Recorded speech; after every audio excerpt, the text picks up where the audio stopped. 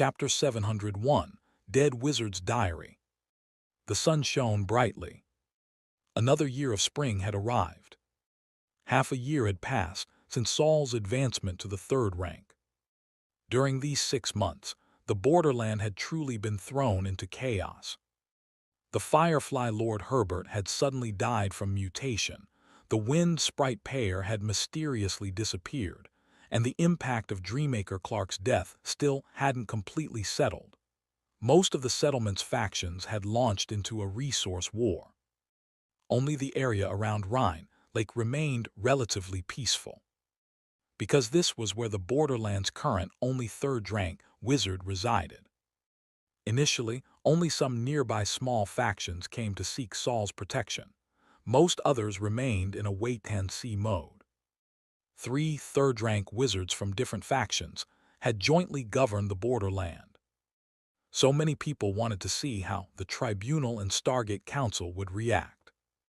However, contrary to everyone's expectations, half a year had passed in the blink of an eye, yet neither the Tribunal nor the Stargate Council had sent other third-rank wizards to station in the borderland. Nor had they helped any veteran second-rank wizards advance to third rank. After waiting half a year for news, Corey finally understood that the Stargate Council would not nominate any other third-rank wizards. And she had somewhat guessed the reason. A wizard who had just advanced, yet independently, completed the sealing of the Storm Eye. A Purity Wizard Tower Master who had killed Herbert and made Payer completely disappear within a single day. This is what outsiders speculated. Whether it was the Tribunal or the Stargate Council, neither would treat him as an ordinary third-rank wizard. They needed time to consider and observe. Unable to wait for her opportunity, Corey could only leave the borderland. Corey's departure was like a signal. In the days that followed, large numbers of factions began pledging allegiance to Saul. But regardless of what scale of faction came to seek his allegiance, Saul never changed his style of handling affairs. He delegated all complex matters to the first few wizards who had pledged to him, then had the experienced Steward Hope manage these wizards. After making an appearance to stabilize the nearby situation, he buried himself in his laboratory. Over the past 6 months, besides consolidating his magic power and mental strength, he had mainly been researching the changed dead wizard's diary. This diary repeatedly issued death warnings when he was weak, helping Saul avoid risks and correct his research direction. But as Saul's strength grew and his enemies' levels rose accordingly, the diary's ordinary pages rarely issued warnings to him anymore. Most crises, Saul could avoid using his abilities, and for the portion he couldn't avoid, he often needed the golden pages to run simulations, searching for that thread of light hidden in the dark future. But whether it was ordinary white pages, black pages, or the rarest golden pages with only 2 remaining, they were all extremely passive powers. Previously, Saul could only slightly control the black pages that stored consciousness bodies. But he completely didn't understand how the diary's power operated.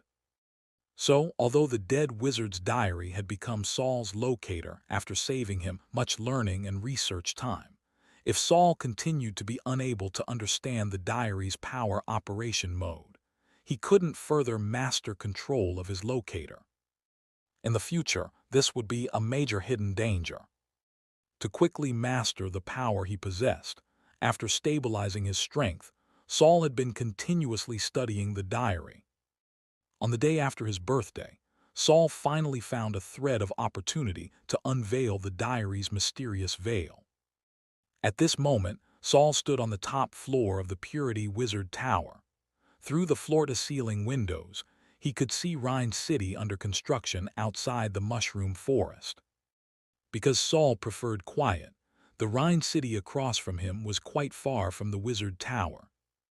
Saul raised his hand, and the dead wizard's diary in his hand floated into midair, level with his line of sight. He tried to empty his mind as much as possible, making only the diary clear in his vision, while everything else became illusory due to a lack of focus. Then Saul's mental power spread to the diary's surface, constantly adjusting the fluctuation frequency until it achieved a strange synchronization with the diary. The diary, once untouchable, quickly gave Saul feedback. After a jolt of electric-like stimulation, a white page in Saul's vision suddenly lost its color, transforming from a three-dimensional white page into a line construction resembling a sketch. On the page appeared crisscrossing straight lines. These lines varied in depth and lightness, seemingly simple two-dimensional patterns, yet giving an illusion of substantial three-dimensionality. Saul's mental power guided the page, continuing to adjust angles and amplitude. The lines in the diary seemed to leap from the paper surface, suddenly transforming from two-dimensional to three-dimensional. Only then did Saul realize that the lines that had seemed to be on the same plane were actually projections of an extremely complex three-dimensional pattern. The three-dimensional figure on the page had no regularity, neither round nor square, seemingly sharp yet blunt. Lines that appeared short actually had faint extensions, stretching from before Saul all the way to the horizon. These lines are somewhat like fate lines, but not quite the same. Fate lines are curved, constantly changing, tangled threads, but the lines on the page are all straight. Thinking of the projection this three-dimensional figure had just cast on the white page, Saul couldn't help but form a new hypothesis. Could it be that these lines are actually projections of things on the diary? Certain predetermined things are straight lines. Their trends and angles are captured by the diary, then evolved into text I can understand. Could this be the real reason the dead wizard's diary can issue death warnings? Saul reached out to gently fiddle with the three-dimensional figure above the diary. His fingers passed through the figure without causing any effect. Just like the diary of the past, it was only a projection on his retina, or rather, his consciousness body. But when Saul swept over the page with his mental power, he could clearly sense the figure above the diary. Currently, I can only see how warnings are formed. If I could decipher the principles behind the line construction and use the same power to influence them, would it be possible to reverse? In other words, change other people and things' fates. Saul became lost in thought until the sun in the sky slid from overhead to the mountain peaks. He rubbed his aching temples. It's still too complex. Although third-rank wizards can mobilize external forces, it's still quantitative change, not yet reaching qualitative change. To use the diary's warning power to reverse influence other people and things, I still have a very long road ahead. Saul withdrew from his state of intense mental concentration. The diary also disappeared from his palm. Compared to researching how to change the diary's power, there was now a more pressing problem before Saul. After gaining control of the diary, I discovered that the white page's operation requires continuous consumption of a type of energy. That should be the energy kismet obtained by constantly causing trouble and changing people's fates. Let's temporarily call it death energy. After all, a person's death is the maximum extent of change to their fate. Now, without kismet replenishing death energy for the diary, given my current power level, the diary's consumption rate of death energy will only get faster and faster. I'm afraid the remaining energy won't last many years. The dead wizard's diary had already become Saul's locator, one of the cores of his power. Saul couldn't possibly watch his energy be depleted. What should I do next? Do I also have to kill people everywhere like Kismet to replenish the diary's death energy?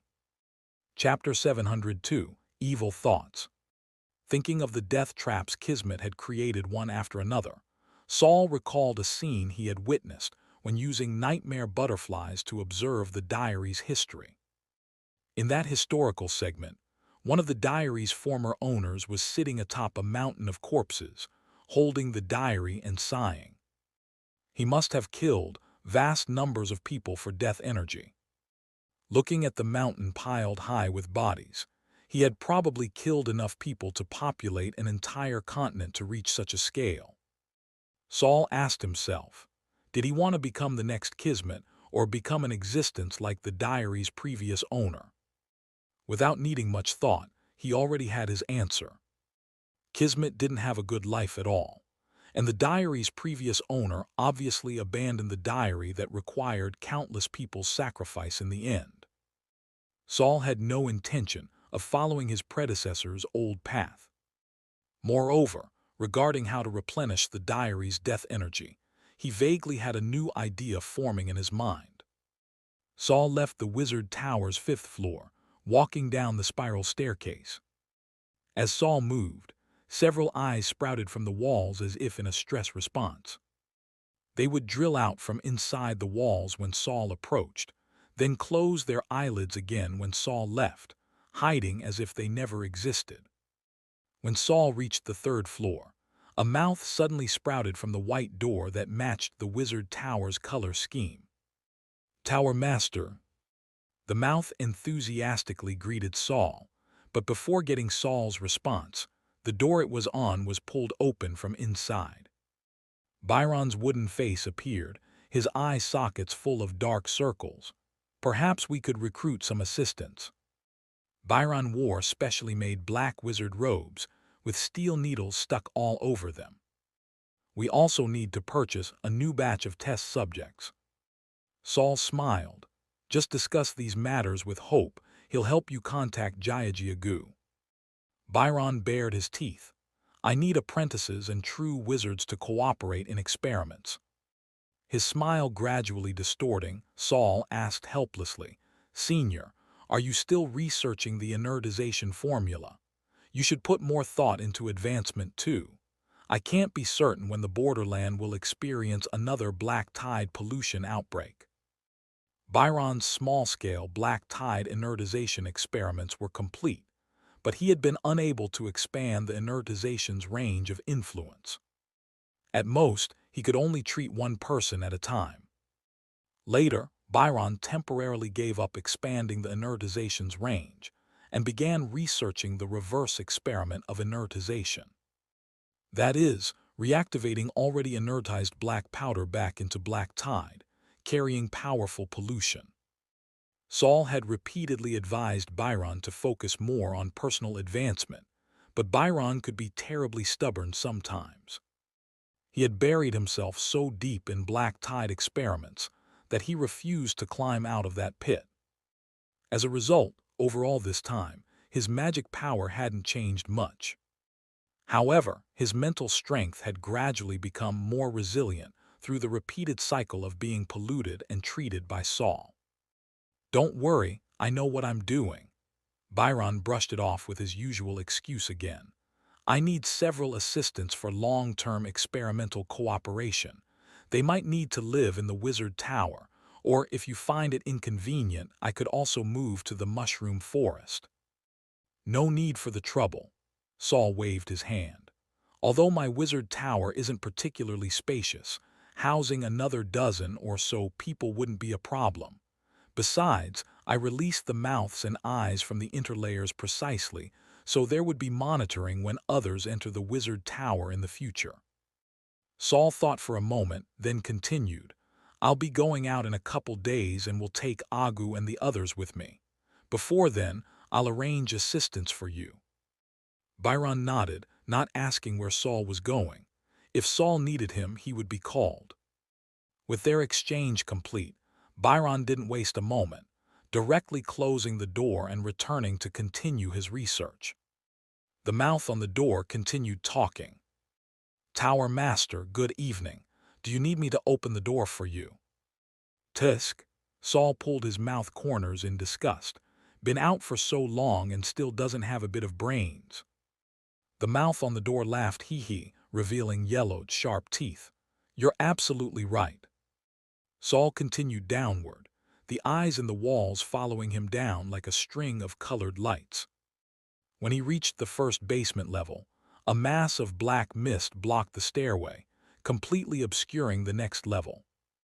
This layer of black mist would block unauthorized intruders. Hidden deep within the mist was black tide pollution that Saul had extracted and processed. Even third-rank wizards entering would be blocked for a time by the suddenly appearing high-purity pollution. If they continued to force their way through, those with insufficient strength would quickly be eroded by the pollution, their entire body mutating into unknowable monsters. As the wizard tower's master, Saul naturally wouldn't be blocked by the black mist. In the blink of an eye, Saul passed through the black mist and entered the first basement laboratory. This was generally used for more dangerous and secretive experiments. Monster limbs were distributed across several differently sized experiment tables, most limbs still maintaining activity with various instruments connected to their tissues. Books beside the instruments faithfully recorded various experimental processes and data. Agu, who was monitoring the active limb readings in the laboratory, saw Saul approach and hurriedly put down his instruments to come over. "Master, I'm here to check on the Bezek magic mirror's reaction. Continue with your work." Agu immediately recalled the relevant data and proactively introduced it to Saul, currently monitoring the souls remaining in the magic mirror, but due to the mirror's influence, the readings are constantly fluctuating. Accuracy still needs confirmation. Saul and Agu came to a corner of the laboratory. Here appeared to be just a row of shelves, but after removing the surface disguise magic, what appeared before them was an antique full-length mirror. In the mirror was a woman's silhouette. She sat on the ground with her arms around her knees, curled up in a ball. Her long hair was disheveled, falling to the ground and accumulating in several natural arcs. Through the gaps in the black hair strands, one could see that this woman, with her back to the mirror surface, seemed to be wearing no clothes. Her alluring body curves were faintly visible, emanating seductive charm. If someone with impure thoughts saw this, they probably couldn't help but press against the mirror surface, hoping that by drawing closer, they could see more beautiful scenery. But whether Saul or Agu, both maintained calm expressions, standing a meter away from the mirror surface without moving. After waiting a moment and seeing the figure in the mirror still motionless, Saul knocked on the mirror surface with his knuckles. "No one here is interested in illusions. If you don't want to get beaten like last time, you'd better come out immediately."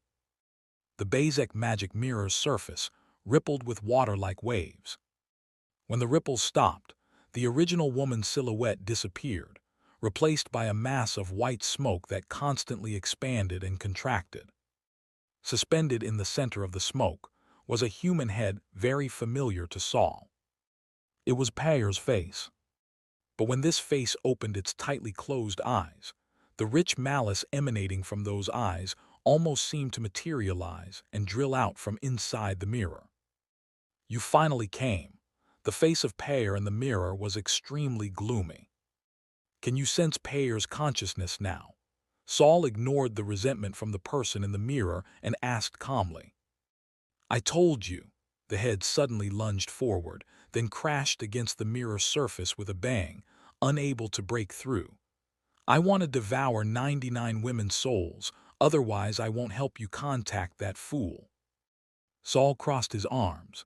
"Are you forgetting that you're also a soul fragment stripped from Payer?" The face laughed loudly.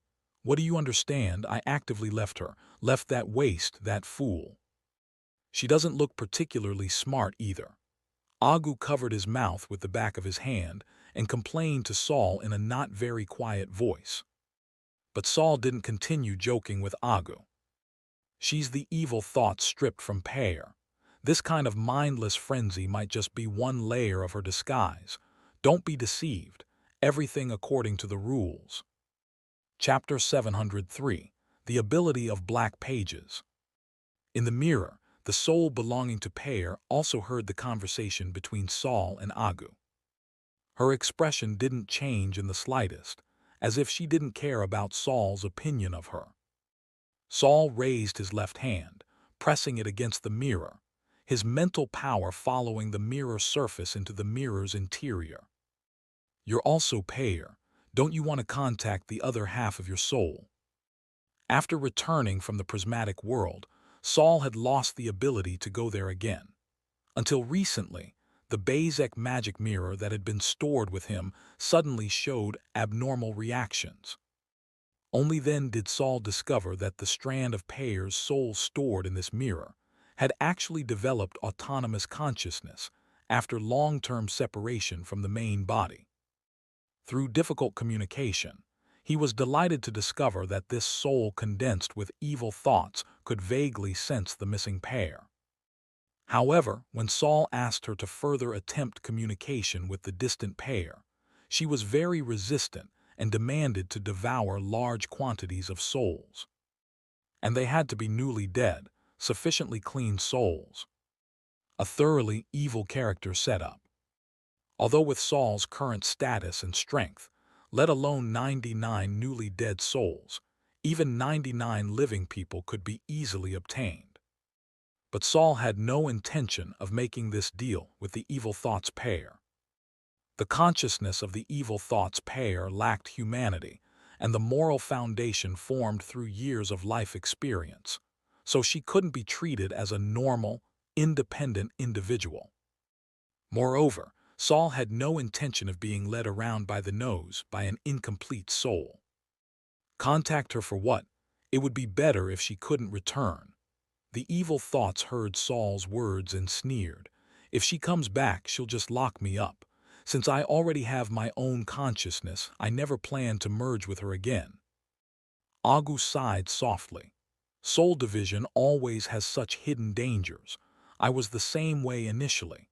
That's why I didn't divide by personality back then, but instead divided my life experiences into 3 segments. But even so, if it hadn't been for you, I wouldn't have been able to merge back together so easily. Reminded by Agu, Saul ignored the evil thoughts payers clamoring and became thoughtful. Back then, I used the diary's black pages to directly fuse your souls, so it was effortless. Actually, I can also use this method to control the evil thoughts. Agu was puzzled. But Master, the evil thought's soul probably isn't enough to form a complete black page, right? Incomplete black pages couldn't communicate. But Saul didn't have much else, but he certainly had plenty of souls. He raised his hand, and a red hardcover book appeared. The evil thoughts payer was seeing this book for the first time. She was somewhat curious but didn't want to show her curiosity, glancing at it sideways. With a thought from Saul, the pages flipped open until reaching the last black page. This black page belonged to Narella, the second-rank wizard who had once impersonated a wind sprite.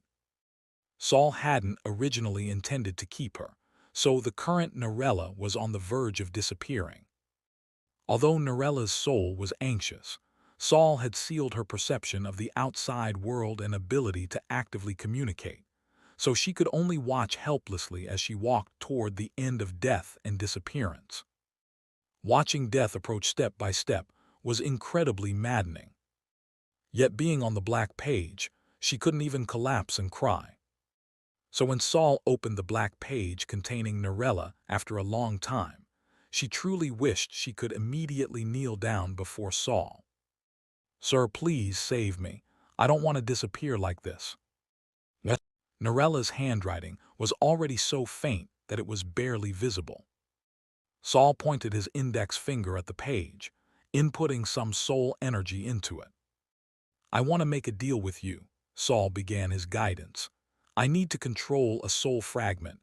I need to preserve her consciousness but can't harm her, so I'll temporarily merge you with her. You help me control her and I'll give you a chance to survive. Are you willing?" "Yes, sir, I'm willing." After spending a year waiting for death, Narella no longer cared what she needed to pay to survive. She had just finished listening to Saul's request when she eagerly agreed to Saul's deal. And Saul was straightforward too, immediately replenishing Narella with large amounts of soul energy and directly tearing out this black page, casually tossing it onto the mirror. "What are you doing?" The evil thoughts in the mirror didn't understand, staring intently at the black paper stuck to the mirror surface. If white pages could interpret the lines of development trends of surrounding people and things, then black pages were condensations of consciousness bodies' life experiences. In Saul's eyes, the consciousness bodies in black pages were similarly collections of intersections formed by countless straight lines. When the black page stuck to the mirror surface, the evil thoughts in the mirror were transformed by the diary's power into line aggregates invisible to the naked eye and absorbed into the black page where Narella resided. Lines intersected with lines, entangling with each other unclearly. Despite the evil thought's extreme unwillingness, she couldn't resist the diary's power. Soon, the two sets of lines merged together. Under Saul's deliberate guidance, although the two sets of lines were almost indistinguishable from each other, they hadn't changed their original forms. They had only completed a shallow level of fusion. But even this degree of fusion was enough for the more powerful Narella to exert a certain degree of control over the evil thoughts. Using an old saying from Saul's memory, it could be described as, "Pull one hair and the whole body moves." The black page that had absorbed Payer's evil thoughts drifted down from the Bezek magic mirror, as if blown by wind, spinning several times in the air before landing perfectly in Saul's hand. Saul retrieved the black page and inserted it into the diary book. The black page automatically merged into the diary as if it had never been torn out. "Narella, can you now try to use part of Payer's soul to contact her other half?" "I can try, but this will take some time." Narella first answered Saul's question, then sighed with emotion. "So the she you mentioned was the wind sprite." Narella's tone was somewhat complex. After all, the two had been mortal enemies before. And now she was actually merged with a fragment of her opponent's soul. It could only be said that life was unpredictable. Saul had no interest in Narella's mental journey.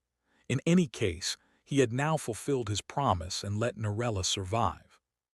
So under the influence of causality, Narella would do her utmost to help Saul communicate with Payer, who was far away in another world.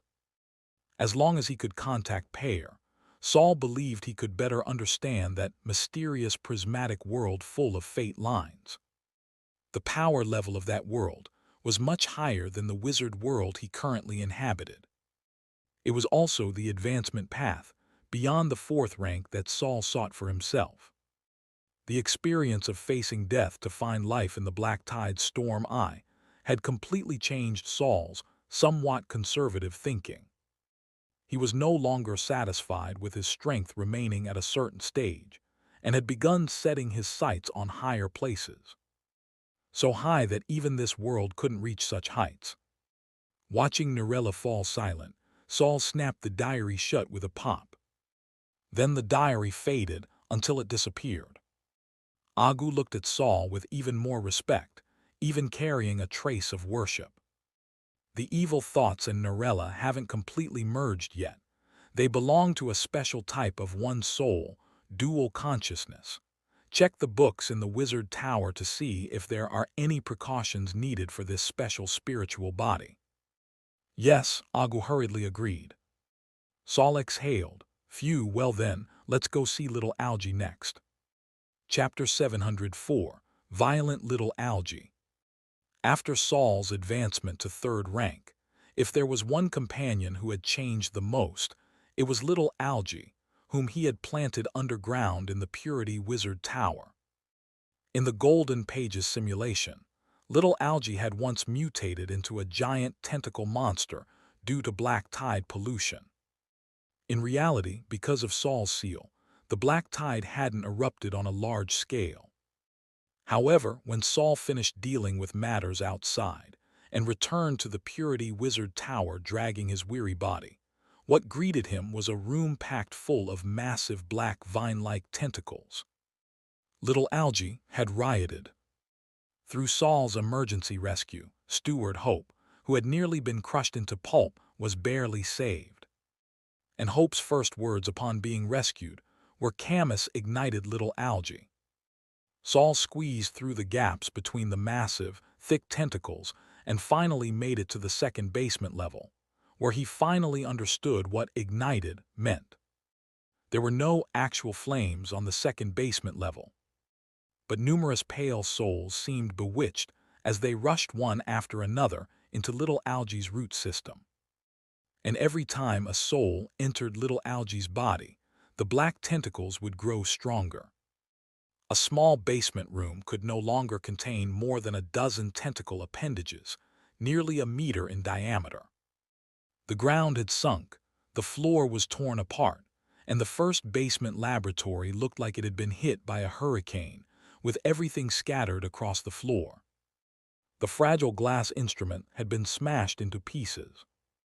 Saul had no time to feel sorry for his wasted resources as he searched for Little Algae's main body among several rioting black tentacles. When Saul found it, the once cute and adorable demonic creature opened a shark-toothed giant mouth at Saul and bit down viciously. Fortunately, having advanced to the third rank, Saul could now borrow external magic power to forcibly suppress the frenzied Little Algae. Then Saul transformed his own flesh and blood into tentacles and entangled with Little Algae. The suction cups on his semi-transparent tentacles greedily absorbed the dead spirits inside Little Algae.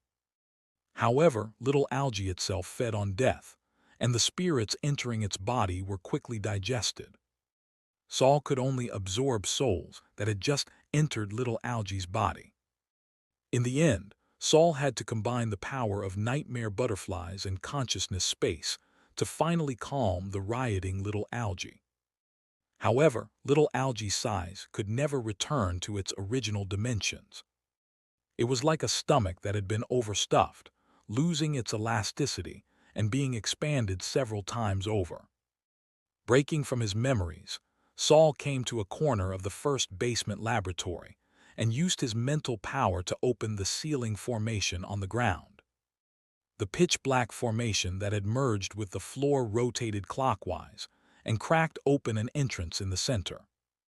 Saul jumped through the entrance, landing gracefully on the soft, bouncy tentacles. To accommodate the wildly growing Little Algae, Saul had used magic spell to expand the second basement level tenfold. But even with the much larger space, Little Algae could only coil inside, with even movement being very difficult. Despite the space being so cramped, Little Algae still welcomed Saul the moment he jumped down. A tentacle suddenly burst through gaps in the vines, then split open its mouth, trying to bite off the intruder's head. Saul raised his hand to block, and a black barrier appeared between them. Little Algae's sharp teeth only bit the barrier a few times before the magical barrier began making tearing sounds of creaking. But Saul flipped his hand, and the hemispherical protective barrier inverted to cover Little Algae's head. Faced with the inward curving circle, even Little Algae's sharp teeth had nowhere to bite. The angle was too tricky, it couldn't even get a proper bite. This was a way of interaction that Saul had developed that wouldn't harm Little Algae while preventing it from attacking him. Essentially, it was putting a muzzle on the frenzied Little Algae. After discovering it couldn't bite Saul no matter what, the massive black tentacle finally quieted down. Once calm, with some rationality returning, Little Algae finally recognized Saul. Its head rubbed against Saul's chest through the magical barrier, then listlessly collapsed onto its own body. Saul crouched down and patted Little Algae's body comfortingly. "It's okay, I'll cure you." Although this Little Algae was much more powerful than before, a demonic creature that had lost its reason would only become a complete monster. Saul would absolutely never allow such a thing to happen. "Sorry, Even though you showed signs of violence before, I didn't seriously investigate the cause. Little Algae, trapped in the magical barrier, flicked the tip of its tentacle to comfort Saul in return. Saul told Little Algae, "My research has made new progress. Let me see where exactly your problem lies." The diary appeared in Saul's palm again, quickly flipping to a blank page. Little Algae turned its head, not knowing what Saul was doing. To outsiders, Saul was simply holding a dark red hardcover book quietly. But in Saul's eyes, the world's operation suddenly became traceable. The cramped room, the massive black tentacles, the concealed underground, all became cubes wrapped in countless lines. These lines converged above the diary pages and projected into lines of text. Lunar calendar year 320, April 5th.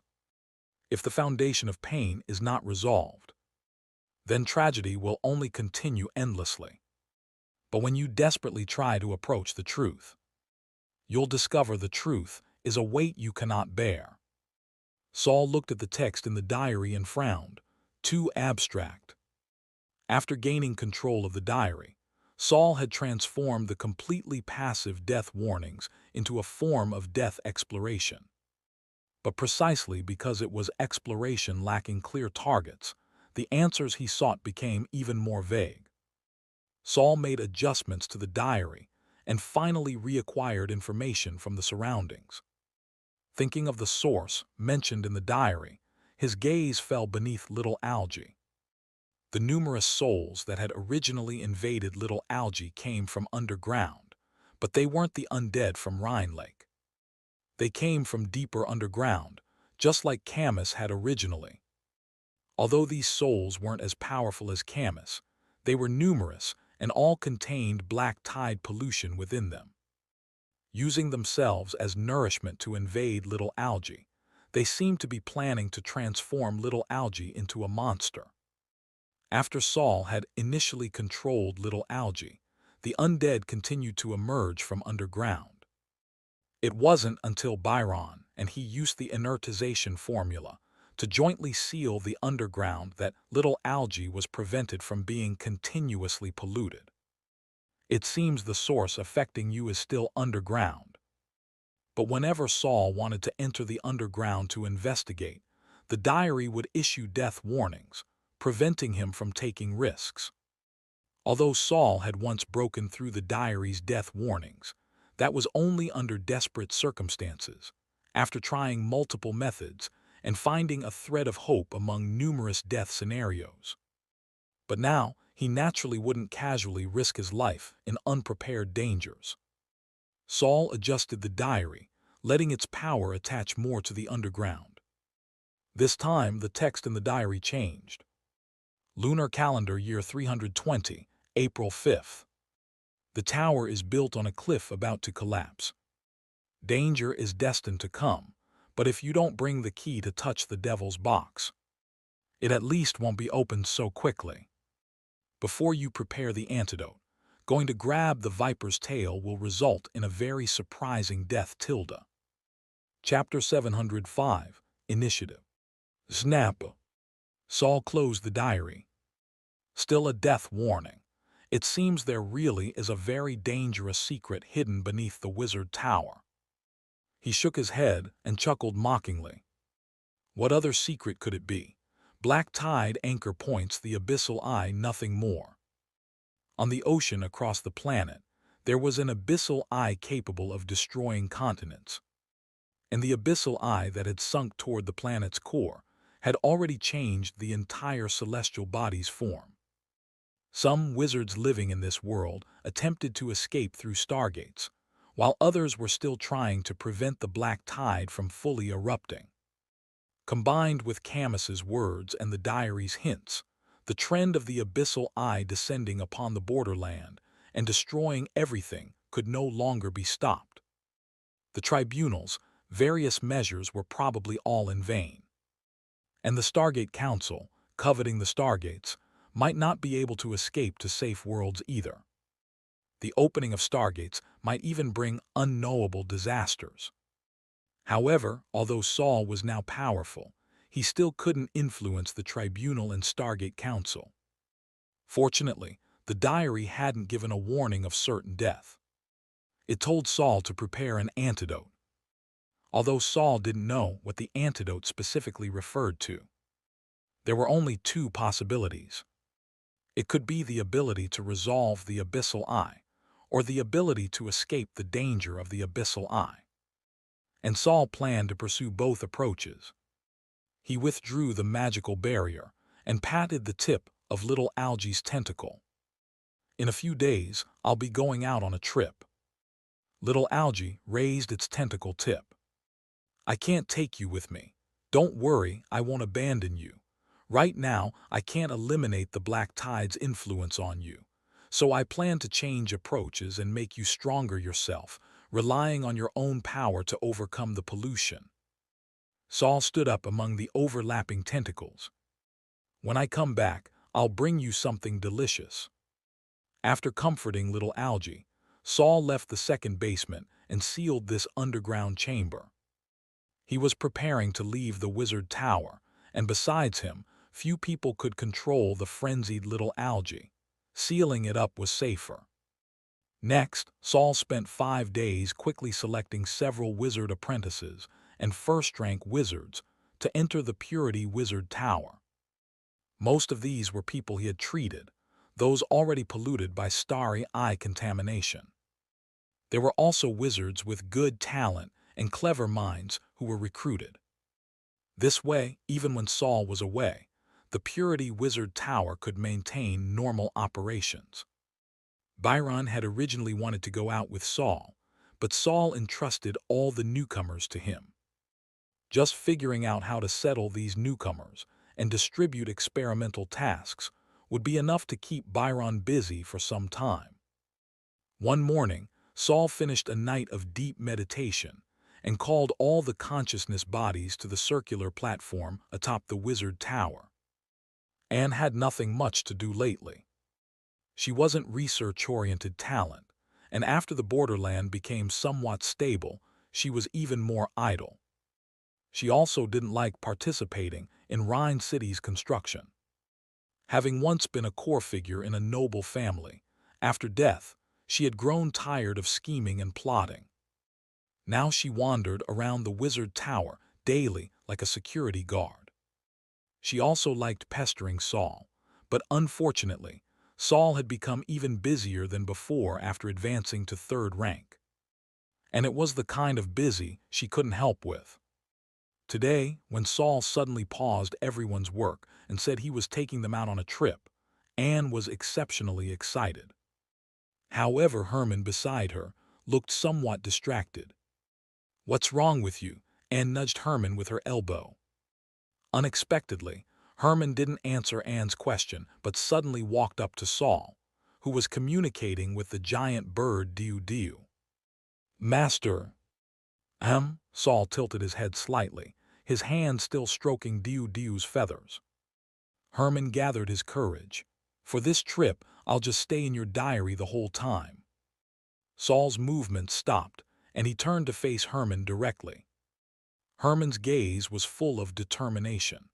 "My current strength can barely be considered first-rank wizard level.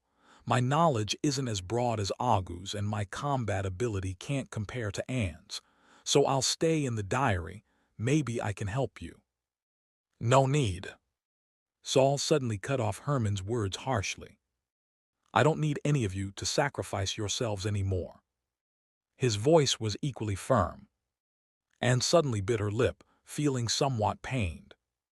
Actually, she, Agu, Herman, and the disappeared senior Morden were all dead people with no future. They could hardly improve their strength, and could only rely on external objects or Saul's research. Many times, Anne also felt she was a person without a future, so she had lost interest in many things she had enjoyed in life. Although Herman's request today was somewhat sudden, Anne had to admit she occasionally had such thoughts, too. Staying in the diary might allow her to contribute her strength when the master needed it. Or her life. But today, she suddenly realized that Saul hadn't treated them as consumables. Unlike the later Black Pages, they had accompanied Saul's growth from first-level apprentice to now. Even if there had been conflicts, they had long since been worn away by long companionship.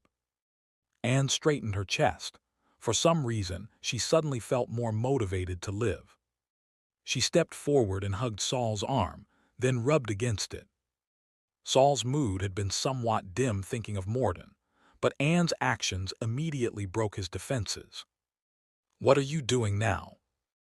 Anne deliberately spoke coyly. "Master, if you have any needs on the road." "You can tell Anne anything, Tilda." Saul twitched his mouth in disgust and pulled down Anne's small white hands. No need to rush.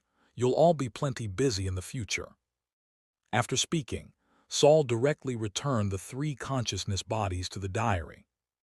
Although he wouldn't let these people stay in the diary for long periods anymore, occasionally putting them in was very convenient and very peaceful. Saul jumped onto Diudiu's back. The beautiful large bird with pale yellow feathers spread its wings. The length of its fully extended giant wings already exceeded the entire platform's diameter. When it flapped its wings trying to fly, the shadows stretched by the morning sun cast on the ground had a magnificent momentum that blocked out the sky. Marsh, who was planting mushrooms below the wizard tower, put down the small shovel in his hands and straightened up. Outside the mushroom forest, the halfling Jiajiagu, carrying a huge pack, stopped and looked up.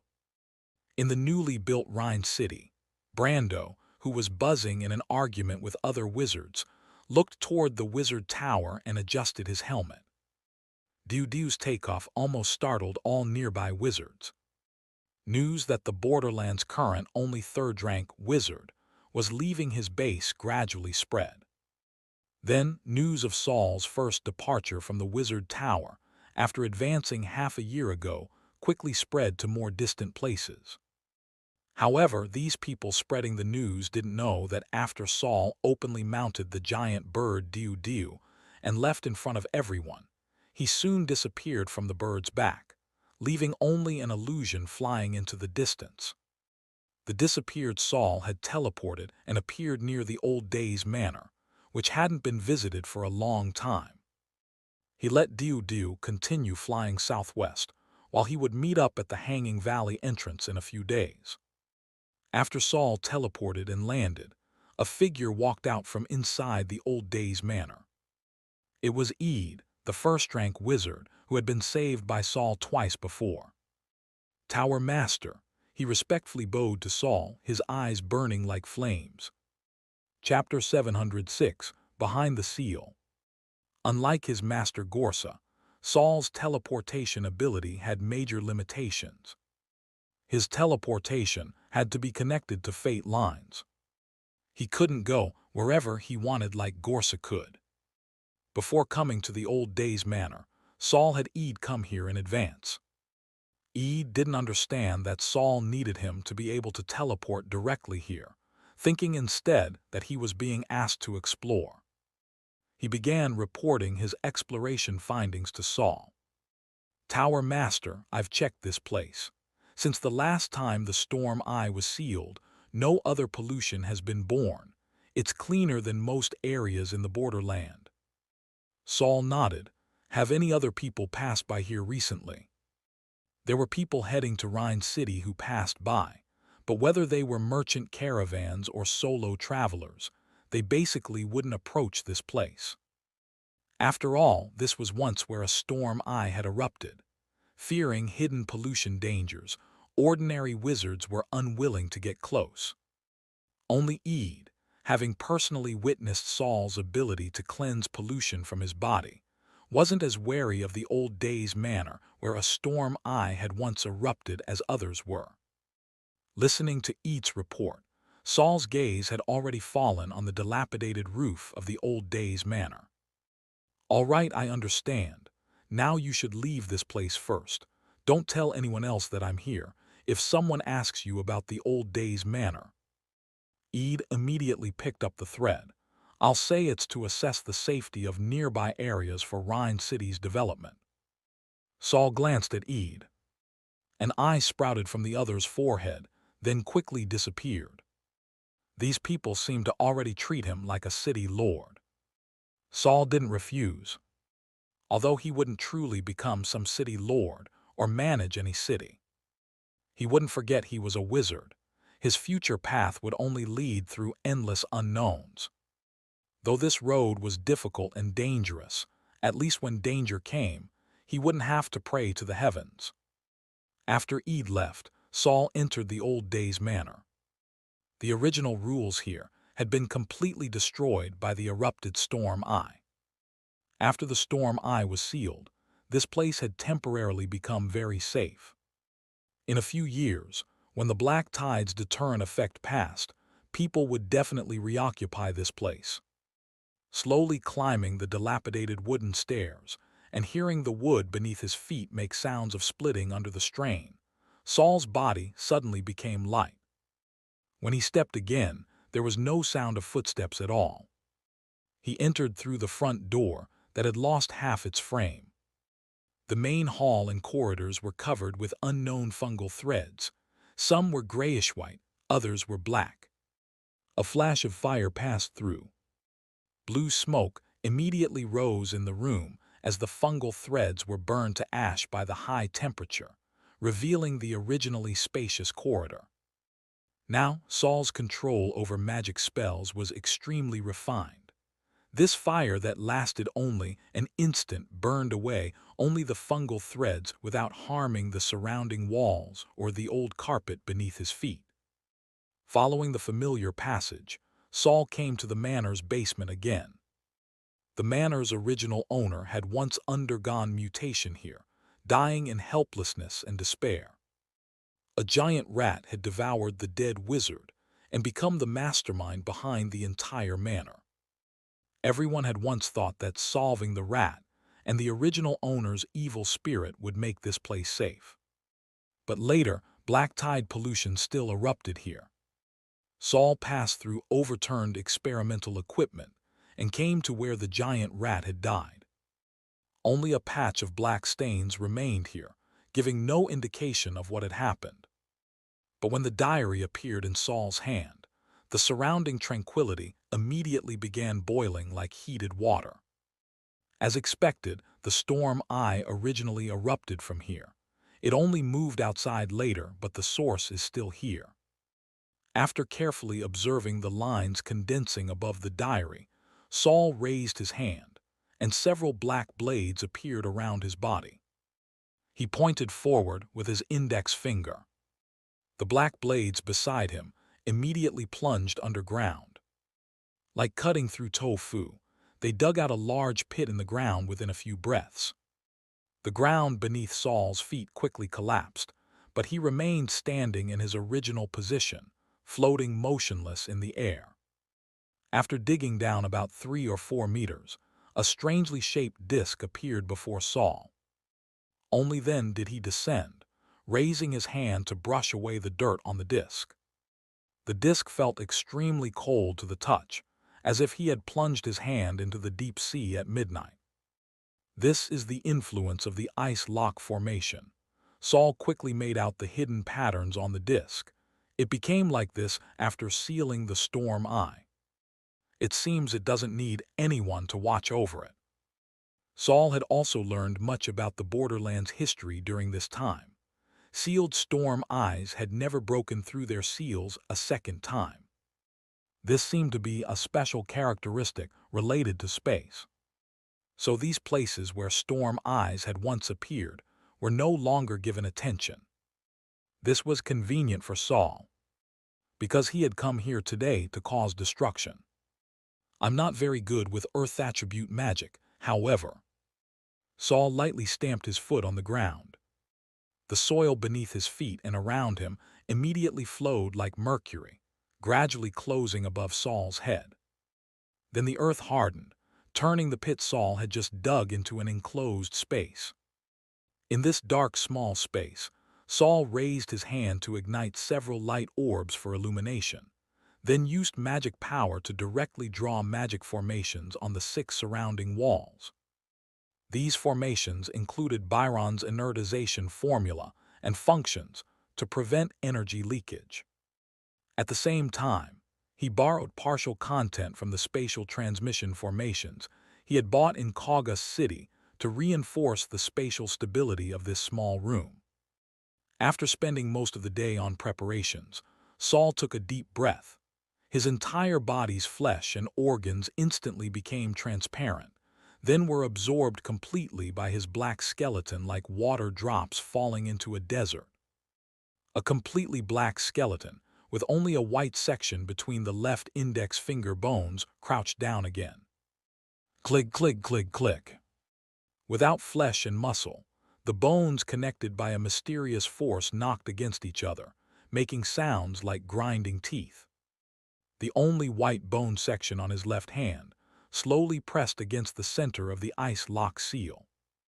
An extremely strong cold current flowed into Saul's fingertip. This time it's truly bone-chillingly cold. The black skeleton mocked himself but didn't avoid it, continuing to press hard against the center of the ice lock formation. While using the white anchor point at his fingertip to probe the seal, Saul also continuously adjusted the diary, constantly watching whether the lines above would project dangerous omens. After an hour, Saul felt he seemed to sense something through the sealing formation. But it was only a vague feeling. He couldn't determine whether there was something beneath the seal. After trying for a while longer with no progress beyond that slight, vague feeling, Saul had to stand up. He couldn't continue any longer. By now, many black water drops had condensed in the enclosed space Saul had temporarily created, like condensation on a window in winter. But these black water drops weren't well behaved. They were like struggling, drowning victims, constantly writhing as drops, trying to break free from the walls made of earth. Although Saul didn't look at those black water drops, his mental power covered the entire room.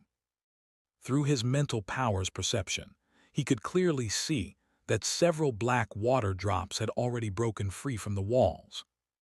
But when these drops broke free from the wall, they revealed what was connected beneath, a face. These round water drops weren't real water drops. They were the upper halves of human heads, round skulls. They revealed faces that had previously been buried in the walls, and they looked exactly like Saul. The hollow mouths on these faces opened and closed, sending layers of overlapping voices into Saul's brain. No's meaning. Chapter 707, The Anchor Point is. Looking at the countless black figures around him that resembled himself, Saul calmly used his mental power to detect the pollution levels in the surroundings. This is the Storm Eye's sealing point, but the most important anchor point inside the Storm Eye seems to no longer be here. However, my experiment just now still attracted pollution that exists underground. Saul had originally wanted to try whether he could obtain another anchor point here, but this attempt had clearly failed. Not only had it failed, it had also provoked a violent pollution reaction. No meaning. Is it saying that my actions to resist the black tide are meaningless, or that searching for anchor points is meaningless? Saul closed his eyes and opened them again.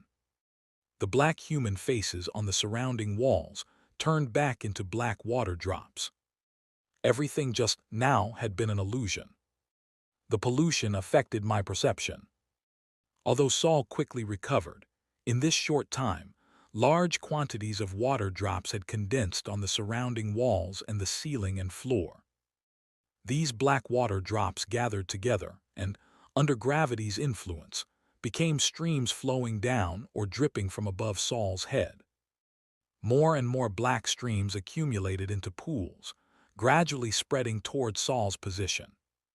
Looking at the surrounding pollution, Saul didn't immediately flee. He unhurriedly took out the Chaos Realm compass, opened the dial, and watched the pointer spinning continuously.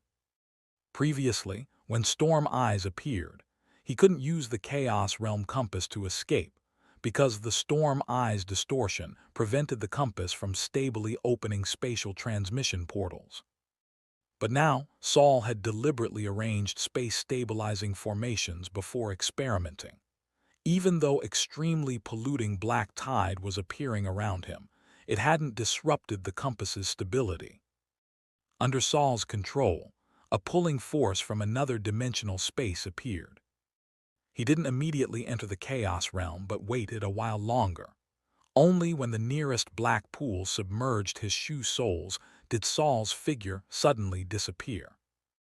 After a bout of dizziness, Saul landed on the black desert. He had activated the compass the instant the black tide pollution touched him, coming to the chaos realm. And along with his feet touching the ground, the black water drops attached to his shoe soles also came to this world. Saul looked down, staring intently at the water on his shoes.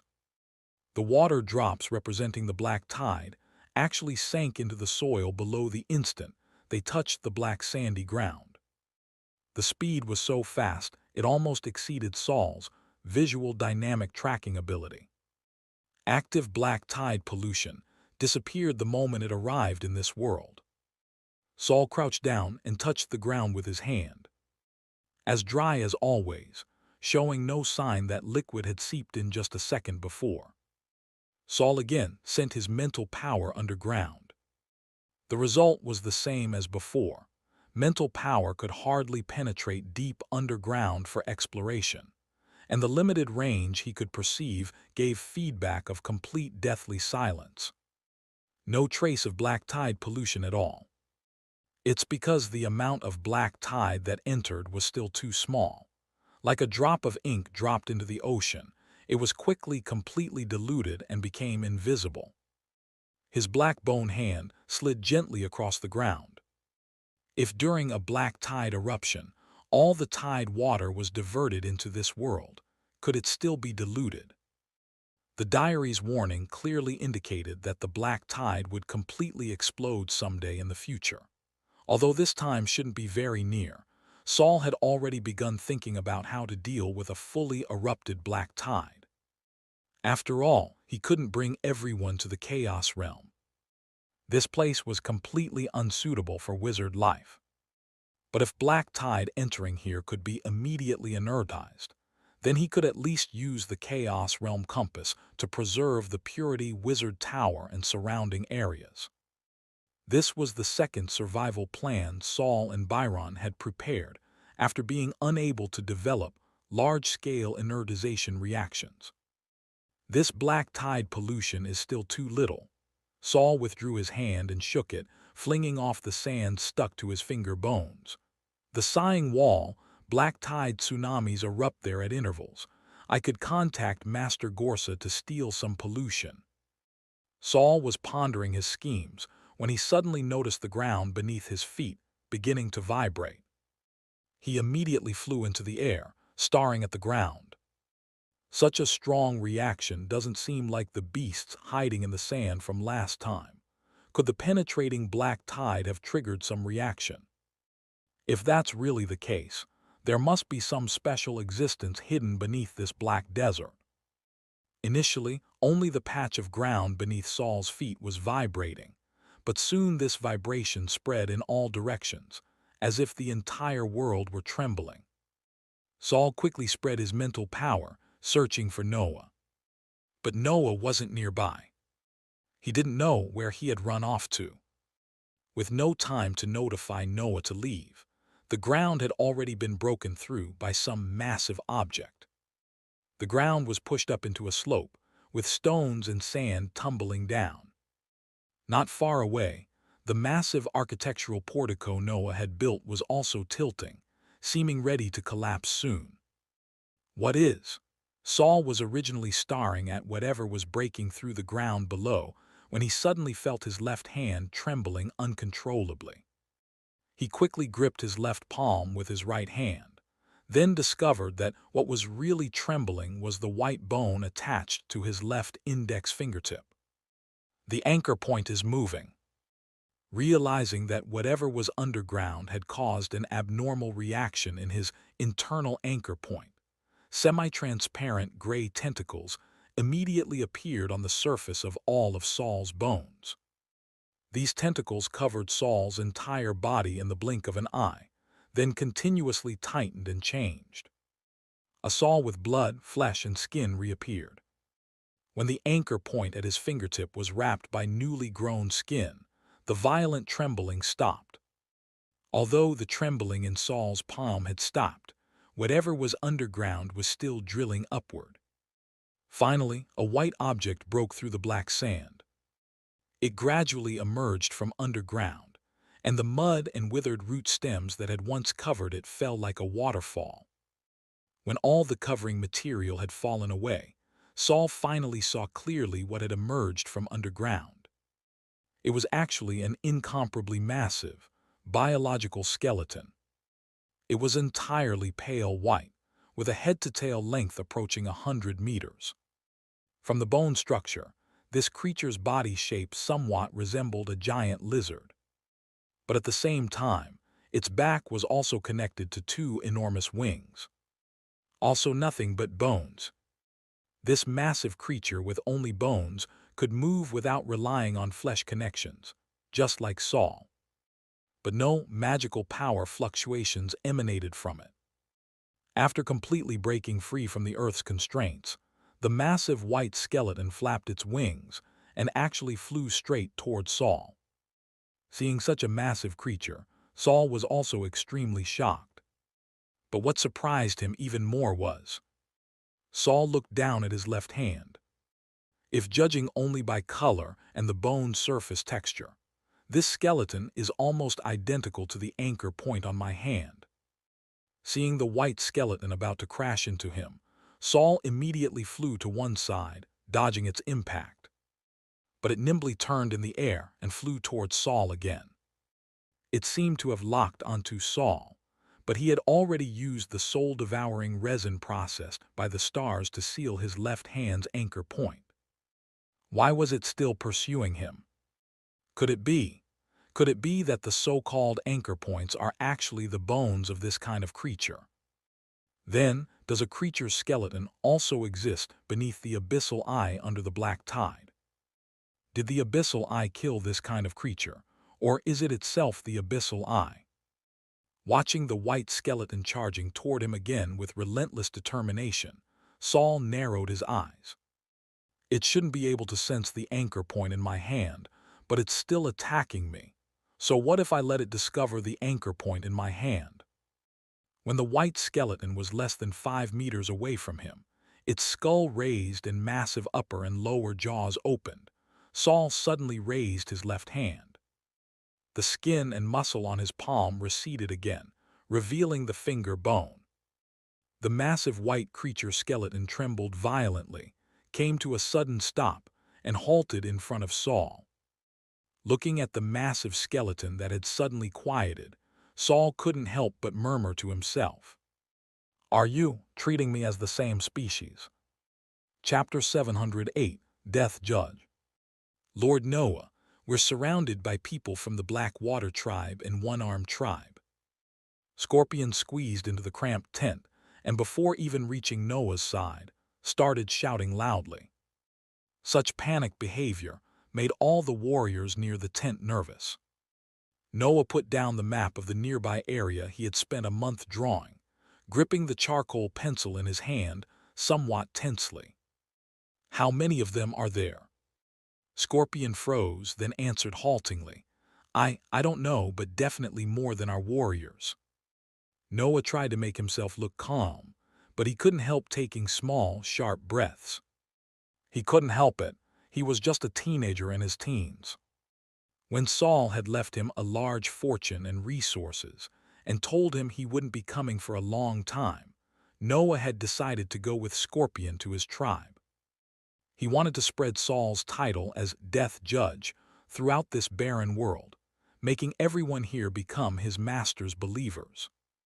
This way, when his master needed materials or information in the future, everything would become effortless. Otherwise, relying on just himself, research progress would be extremely slow. Initially, Noah had thought things through well. Since the people here could only fight using their mutated bodies and had no magic power whatsoever, he just needed to use the powerful magical tools Saul had given him to easily conquer these primitive people. But when Noah followed Scorpion to his tribe, he discovered that although the people here didn't know magic and had backward knowledge, that didn't mean they were a bunch of easily fooled idiots. The scarce resources and harsh living environment made the people here naturally alert and cautious, because one moment of carelessness could bring the danger of tribal extinction. Scorpion's tribe was called Boulder. Many of the tribe members had rough, stone-hard skin surfaces, making their combat ability very strong. Their daring to settle near the Black Wasteland showed their strength. After all, although the Black Wasteland was dangerous, it was also the area with the most abundant food resources.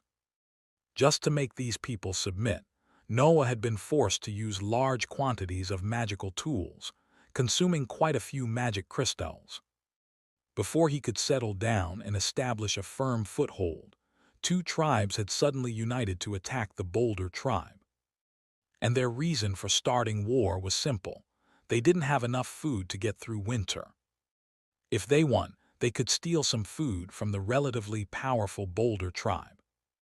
If they lost, there would be much fewer people eating food this winter, and as long as the survivors weren't cleaned out by enemies, they could survive. However, for some unknown reason, the Blackwater and One-Armed tribes, which hadn't been particularly close before, had suddenly formed an alliance to jointly attack the Boulder tribe. This immediately eliminated the Boulder tribe's advantage. However, when Noah first learned of this, he was quite pleased. If he could use magic to help the Boulder tribe get through this crisis, the people here would definitely become more devout. But he had underestimated the enemy's determination and ferocity. After several encounters, not only had he failed to eliminate the enemies, but he had been surrounded. Noah walked out of the tent and saw many Boulder tribe members looking at him. Noah suppressed his unease and walked to the mountainside to look down, indeed seeing a mass of dark skull tops. Nearly 100 people combined. For the tribes here, a combat force of nearly 100 could practically walk sideways in the outer regions. Scorpion, as the person closest to Noah, followed him closely. He quietly reminded Noah, "Sir, please summon the death judge quickly, otherwise we'll become their slaves and food."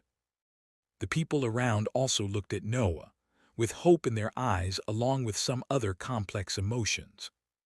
Noah estimated the enemy numbers again, feeling somewhat reassured. He still had two magical tools with massive destructive power. He was confident he could deal with these enemies. He was just hesitating.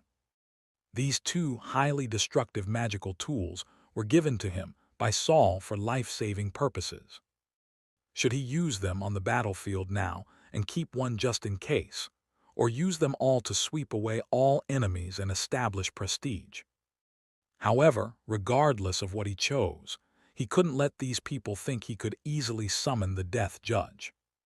He was planning to promote Saul to divine status. How could a god be summoned at will? So he deliberately didn't lower his voice and glared at Scorpion. This is exactly when we're being tested. If we think of asking the judge for help whenever we encounter difficulties and setbacks, what qualification do we have to follow him? Scorpion opened his mouth. Noah's vocabulary was too complex. There were several words he couldn't understand. But he roughly understood that Noah was saying that powerful judge wouldn't help them. Scorpion turned back to look at his tribe's chief and shook his head. Disappointment couldn't help but show in the chief's eyes. The reason they supported this thin youth Noah and listened to his commands was because of the powerful weapons in his hands and the even more powerful judge he spoke of. But if the other party couldn't save them when the tribe faced crisis, why should they follow a stranger? The chief, already over 40, secretly gave a look to a strong man in his 20s nearby. The other party wasn't that powerful himself. They could completely steal those powerful weapons from him. Having never encountered magic, they had always thought that as long as they found the right switches, Noah's magical tools could be used by anyone. As tribe members with an extreme lack of security, good things only felt safe when in their own hands. Otherwise, if the other party fled when battle began, they would have no chance to keep the good things on him. Scorpion didn't know what his chief was thinking. After all, before this return, he had always been just a marginal weak figure in the tribe. Just as Noah was determined to use his most powerful battle effects to establish prestige, and the Boulder tribe's strongest warrior was planning to sneak over and steal Noah's most powerful weapons. Whoosh! An incomparably huge shadow projected on the ground. This shadow had many gaps, with light and dark constantly alternating, moving very quickly. Everyone covered by the shadow flickered between light and dark, as if constantly switching between life and death. The warrior who had been secretly approaching Noah looked up in confusion and saw a white monster large enough to block out the sky flying in midair. What is that? Noah felt like his heart was about to jump out of his throat. And his condition was still relatively good. All around was dead silence. Even the people from the two tribes in the distance preparing to attack were all staring up blankly at the massive white skeleton in the air. A foul stench faintly came. Someone had already been scared into losing control by the monster overhead. Does this world have such terrifying monsters? Noah's knowledge was limited after all. He only felt that the bone monster overhead was probably even more powerful than his master Saul. Since this world was so dangerous, his conquest plan had to be postponed. If he could still survive this time. Just then, Noah, who was already thinking about whether he would become an evil spirit after death, suddenly noticed that there seemed to be a person standing on the spine of the massive bone monster. A wide black cloak, pale skin and black short hair. He couldn't help rubbing his eyes, then rubbed them 2 more times. That person, why did he look so much like his master? Chapter 709, Using Another's Power. Noah really wanted to contact Saul immediately, since he didn't know if the other party had seen him. But Noah still wanted to maintain his composure, and didn't want to affect his and Saul's image in the hearts of these backward primitive people. Just as Noah was pondering what method to use to attract Saul's attention, the massive white skeleton in the sky suddenly began descending. The extreme visual impact combined with the strong winds caused by its rapidly flapping wings directly knocked the Boulder tribe people to the ground. Only Noah reacted quickly, immediately activating his magical protective barrier to avoid being blown away like the people beside him. Scorpion nearby had originally wanted to grab onto Noah, but the protective barrier directly isolated him outside. Losing his balance, Scorpion was blown head over heels by the strong wind. When he barely managed to lift his head in the gale, he was horrified to see the massive skeleton flying almost straight toward Noah, who was the only one still standing. Just when the two seemed about to collide, the bone monster made a sharp stop and flip at the last moment, flying back up into the sky. Then it circled in the air and descended again, but this time it charged toward the other two tribes that were enemies of Noah and equally frightened. This time, the massive bone monster didn't break at the last moment but crashed directly into the ground. The massive impact raised enormous clouds of dust. The dust surged in all directions like a wave. Even the Boulder tribe, which was some distance from the enemies, couldn't escape and was covered by the dust wave. Everyone instantly had a thick layer of dust on them. Choking coughs and retching sounds continued without end. Only Noah, still hiding in his protective barrier, remained unharmed and composed. Before all the dust had settled, a white figure shot up into the sky, leaving only a terrifying deep crater on the ground. When the dust settled, the two tribes that had been stationed there planning to attack Boulder had completely vanished. Not even scraps of flesh could be found. Scorpion crawled back to his original position and saw a warrior who had been stationed at the front crawling back with a terrified expression. "Chief, Chief!" But halfway through his shout, seeing Noah as the only one still standing in place, he unconsciously changed his reporting target. "Great Shaman, Great Shaman, the people from Blackwater and Giant Arm tribes, they're all dead." Although he had already guessed this would be the result, hearing his warrior confirm it, the Boulder chief still felt his legs go weak and couldn't stand up. He looked toward Noah, the tallest figure in the area, trembling, and simply didn't bother getting up. He quickly turned his body around on his hands and knees to face Noah, burying his head deeply in the earth before him.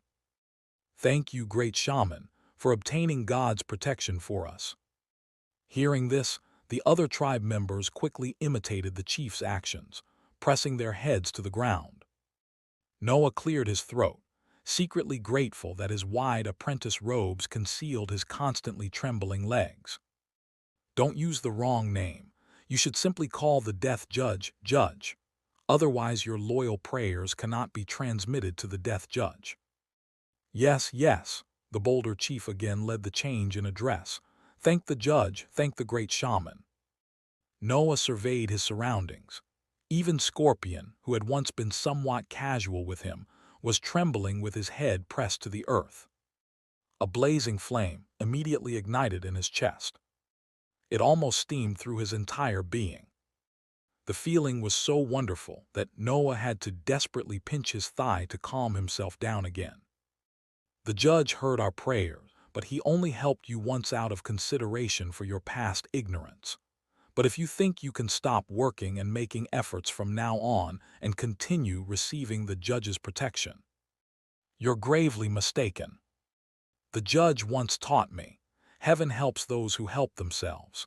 So to continue receiving the judge's protection, you must be devout, diligent, brave, and united. Only then are you worthy of being the most ordinary believers."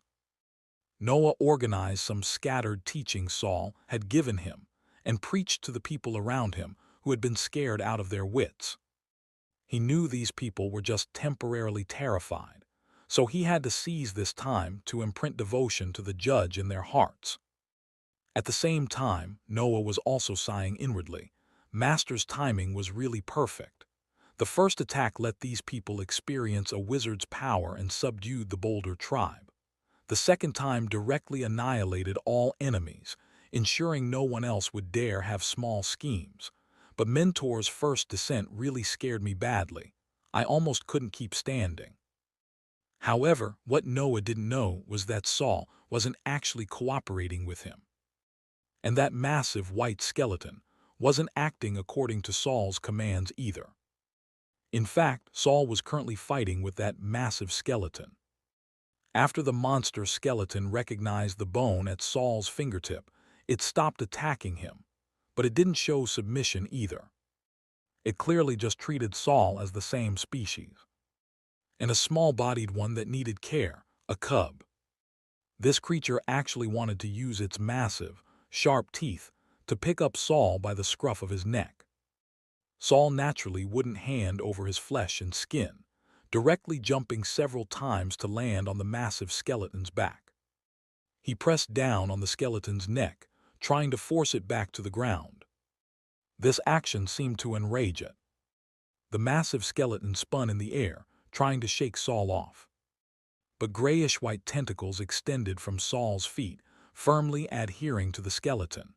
No matter how it shook, it couldn't throw Saul off. The two fought back and forth in the air, neither yielding to the other. Wrestling like this, they gradually left the Black Wasteland and came near the Boulder tribe that was about to go to war. Sudden magical power fluctuations appeared from the Boulder tribe's direction. This seemed to hold enormous attraction for the bone monster, which led to the scene of the bone monster diving toward Noah at the beginning. Saul connected the bone monster's initial attack on him with its current pursuit of Noah, and immediately realized it was extremely sensitive to magical power. Seeing Noah about to be smashed to powder by the bone monster, Saul immediately fired a black blade toward the sky. The magical power contained in the black blade was much more than Noah's little protective barrier. Seeing the black blade getting farther away, the bone monster finally couldn't resist and turned to fly toward the sky. Not long after going up, Saul redirected the black blade. During this time in the air, he had already observed that Noah was being besieged by enemies. Since that was the case, Saul didn't mind helping Noah establish some prestige. He redirected the black blade toward the enemy's position. The black blade was inconspicuous and fast. Except for the unlucky ones who got their heads cut off, no one else saw that the bone monster had come down chasing a target. After creating such a spectacular attack, Saul had no time to communicate with Noah and directly led the bone monster back to the black wasteland. If he stayed longer, he was afraid of exposing himself. Through Saul's preliminary observation, the bone monster and the anchor point at his fingertip were indeed the same type of existence. But because the Chaos Realm lacked active elemental particles, the bone monster had lost its most terrifying pollution ability. It could only fight Saul with brute force. And Saul also couldn't fully display his third-rank strength, because there was no magical power here. Finally, after spending most of the day, Saul managed to bind this massive monster with chains near Noah's camp. He panted heavily and wiped the sweat from his forehead. It's been a long time since I've fought like this. Chapter 710, Pentagram. After binding the bone monster, Saul used the large quantity of magic crystals he carried to create an underground sealed chamber. This sealed chamber was a purely physical restraint cage that Saul made by extracting and reinforcing metal elements. Then Saul painstakingly removed a small section of bone from the bone monster, buried it under his skin, and sank this massive monster into the bottom of the black sand. When large amounts of black sand covered the monster again, it gradually quieted down. The black sand here contains large amounts of inertized black tide pollution, which seems to have a certain sealing effect on anchor points.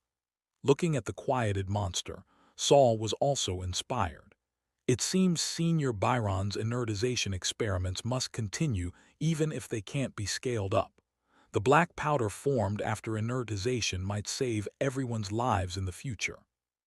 Facing the unknown black tide disaster, the more prepared they were, the better.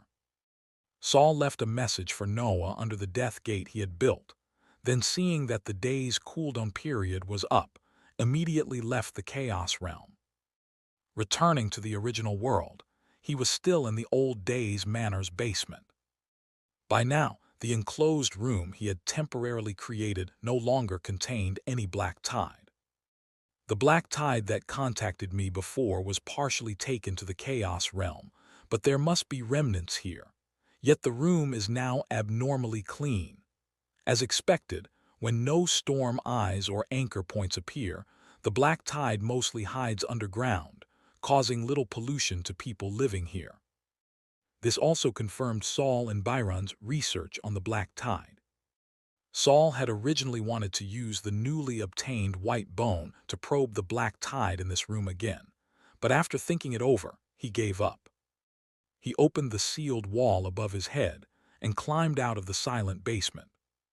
Just as he walked back to the main hall, Saul saw Kismet sitting on the ground, listlessly playing a harp. Half a year had passed without meeting, and he looked no different. The aura and magical power fluctuations on his body still seemed like a second-rank wizard. Only his eyes showed a bit more composure and a little less melancholy. "Why are you here?" Saul asked. Kismet smiled. "I came to perform for you." Without waiting for Saul's agreement, he began playing faster on his own. As clear, melodious string sounds rang out, Two men in black wizard robes with covered faces walked down the second-floor stairs. Actually, saying they walked down wasn't accurate, because they were dancing on their tiptoes. Their toes kept rising and falling, and their hands and arms drew less than graceful arcs in front of their chests. Their heads tilted slightly to one side, trembling with their body movements as if the necks connecting their heads had become springs. One vigorous movement and their heads would be bounced off by the springs. This duet was neither beautiful nor comical, only making one's spine crawl and feel uncomfortable in the toes, arms, and neck. Saul averted his gaze and turned back to Kismet. "Who are these two?" "Wizards from the Stargate Council," Kismet answered Saul's question while playing. "They secretly followed Diu, probably wanting to see where you were going. I saw Diu and jumped on, but you weren't on it at all. I thought you might come to the old days manor, so I brought these two along to save them from coming up empty like me." See how kind I am." Saul only wanted to say that Kismet had nothing to do with kindness. Kindness is killing them and making them dance like clowns. Kismet pouted. "I was just too bored waiting for you, so I had to pass time by rehearsing dances. Do you think their dancing looks like clowns? Sigh, they really have no talent." Kismet's hand heavily scraped across the strings, and the two Stargate Council wizards collapsed to the ground with a thud. Finally, they could die quietly. "Why were Stargate Council wizards following me?" "Probably wanted to invite you as a guest, but I don't recommend you go now, since they're conducting a very uncertain experiment." Kismet always had his sources of information. Saul was direct with him. "What experiment?" Kismet raised his eyebrows. "Stargate observation experiment." "Indeed, a very dangerous experiment." Saul sneered. He hadn't forgotten how the Stargate Council had secretly acted against Peyer, making her become coordinates for opening stargates. Even now, after Saul had Narella attempt to call out to Peyer many times, there was still no response whatsoever. Doesn't the Stargate Council want to use stargates to leave this world? Now that stargates have been opened, do they want to migrate immediately? They'd like to, but their strength doesn't allow it. Without fifth-rank wizard strength, rashly going to the other end of stargates. It's as stupid as jumping off a cliff hopping to be caught by tree branches. Saul nodded in agreement.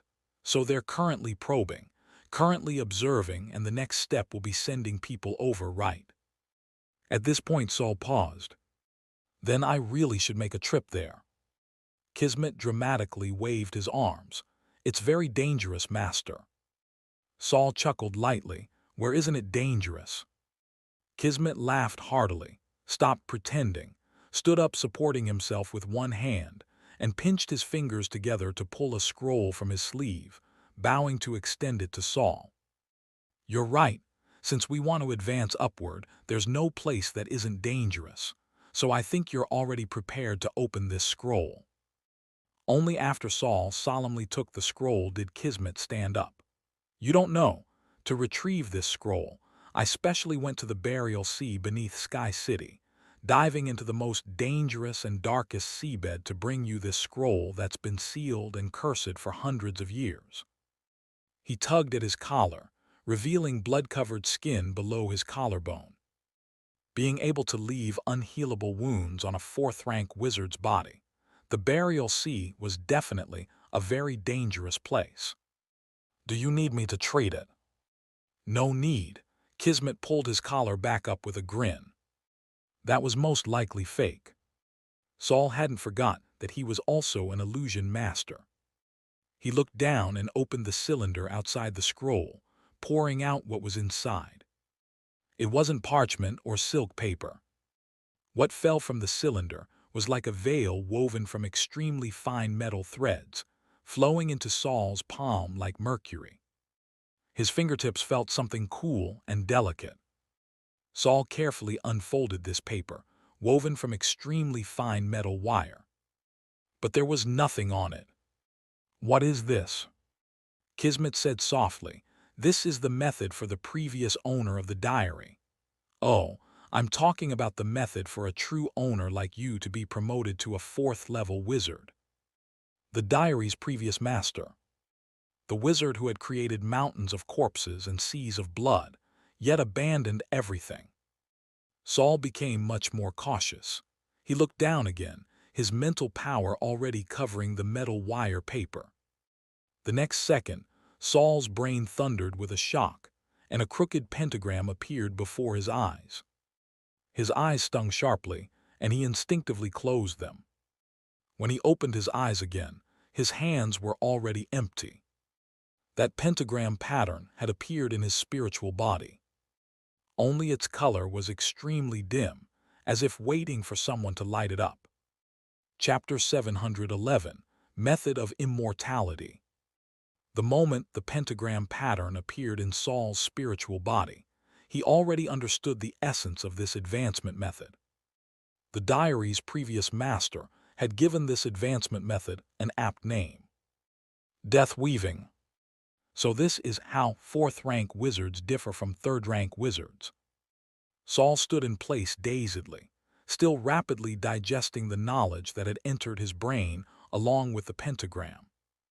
If the difference between third-rank and second-rank wizards lay in different degrees of power utilization, then the gap between fourth-rank and third-rank wizards was even more exaggerated.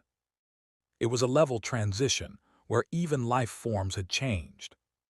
Because fourth-rank wizards were almost immortal. This immortality was fundamentally different from the longevity of third-rank wizards. Although third-rank wizards didn't need to worry about dying of old age, they could always supplement their naturally aging bodies by absorbing and converting external forces. They could still be devoured, polluted, and eliminated. But fourth-rank wizards were different. Even if completely polluted or blasted to smithereens, they had ways to completely recover. Only such tenacious vitality could bear more profound knowledge and more dangerous power. But each fourth-rank wizard's method of resurrection was also their fatal weakness. If other strong beings grasped the key to their revival, fourth-rank wizards could also fall completely. The stage of advancing from third to fourth rank was actually when a high-rank wizard transformed themselves into an immortal form. And their method of resurrection, or rather fatal weakness, would be fixed during this advancement transformation process. Therefore, every fourth-rank wizard would carefully hide their advancement method, unless they had already completed fifth-rank advancement. That Kismet could obtain the death-weaving advancement method clearly meant the diary's previous master had already advanced to fifth rank. However, had Kismet seen the contents of the scroll? Saul glanced at Kismet across from him. The latter was smiling cheerfully, seemingly waiting for Saul's questions. But Saul didn't acknowledge him and continued interpreting the death weaving represented by the pentagram. The so-called death weaving meant the diary's previous master had created multiple large-scale deaths, and through pentagram formations, gathered these death forces onto his own destiny. The pentagram meant he had created horrific massacres at 5 locations and imprisoned the numerous vengeful spirits obtained from the slaughter. The death aura produced by these vengeful spirits would be connected by the pentagram, and all the linked death forces would be gathered onto the caster. Therefore, this method was also called death weaving. Under the influence of death weaving, the caster's life form would gradually change from a normal body to a dark form suffused with death force. At the same time, he would increasingly enjoy death and disregard life. Advancing to fourth rank through this method was extremely difficult. Besides creating massive slaughter, how to accept death aura while not being polluted by the resentment within was the first thing the caster had to consider. But the diary's previous master had used the diary to avoid the greatest side effect of death weaving. What bore all this death aura was the dead wizard's diary that Saul now possessed. The diary would gladly accept the pollution within the death aura and provide the pure power the diary's master needed. It was by borrowing the diary's power that the previous master had relatively easily become a fourth-rank wizard, and his strength was quite formidable among fourth-rank wizards of that era.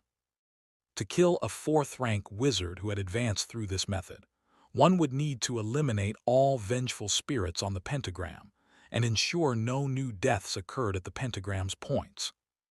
This way, the wizard cut off from death sources would lose their resurrection ability. Saul closed his eyes, finished organizing the knowledge he had received, then opened his eyes to see Kismet still standing across from him. Did you also use this method to advance to fourth rank? Kismet shook his head. I'm not the diary's master. It seemed only those recognized by the diary could use this advancement method. However, Saul didn't plan to advance entirely according to the diary's former master's method. He wasn't someone who enjoyed slaughter. Moreover, pure death weaving might not necessarily be more advanced than the fate lines he had seen. But the death weaving Kismet had brought was definitely knowledge that ordinary wizards couldn't access. It must have been hard to obtain this, thank you. Saul put away the pentagram, but Kismet seemed very interested in Saul's choice. Cute little master brother, may I ask where you want to choose your first location? Saul said warily, don't interfere in this matter. His opponent raised both hands. Don't worry. Since this concerns your advancement, I definitely won't cause trouble. Saul continued warning him, including unauthorized independent actions. Yes, no independent actions. Only after getting Kismet's guarantee did Saul tell him his destination. I'm going to Kaugust. Kismet immediately widened his eyes excitedly. You're going to steal the inverted tree. Not steal, but ask for a new sprout, Saul corrected.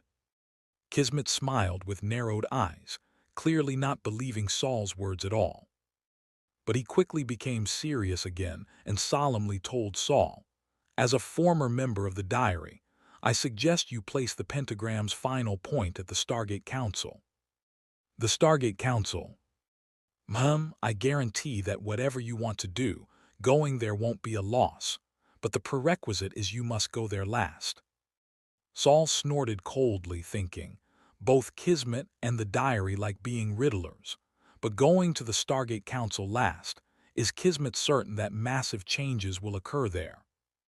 Understood, Saul walked toward the manor's exit. I'll carefully consider your suggestion. Kismet watched Saul's back without speaking. When Saul walked out the door and looked back again, the hall was already empty. Even the two dancing corpses were gone. As if nothing had happened, and no one had appeared here. Saul gripped the scroll in his hand, his figure flashed, and he also disappeared from the spot. There, a pale yellow giant bird soared through the sky. Looking from above, it was just an ordinary, even somewhat attractive large bird. But if one changed perspective and looked from below the giant bird, one would be horrified to discover this bird had no feet, only over a dozen long whiskers hanging down like a centipede's, constantly curling and stretching in the wind.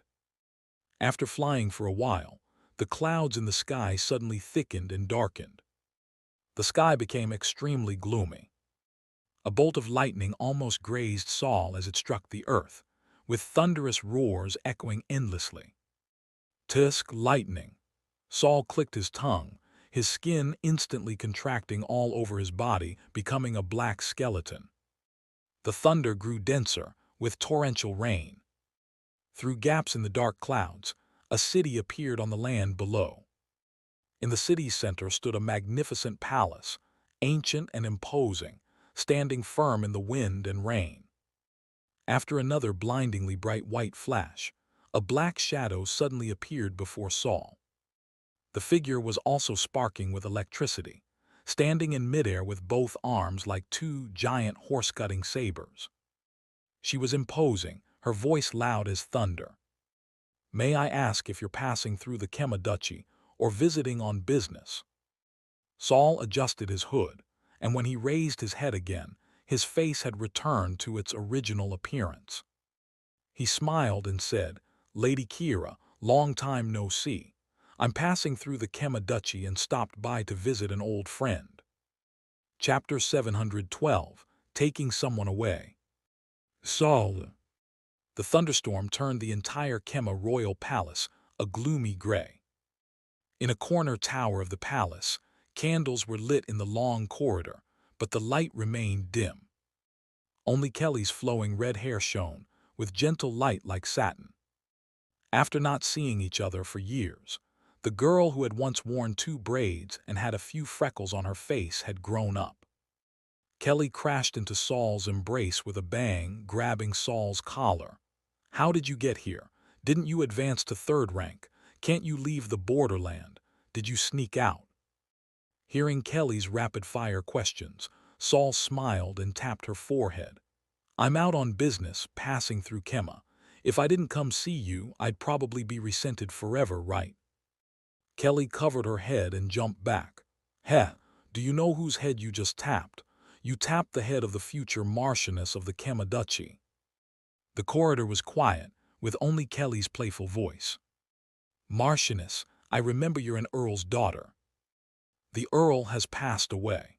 Grand Duke Kira intends for me to inherit the title and elevate it to Marquis." Hearing this, Saul was silent for a moment. "You're about to advance to 2nd rank, aren't you?" Kelly pulled Saul toward the corner tower.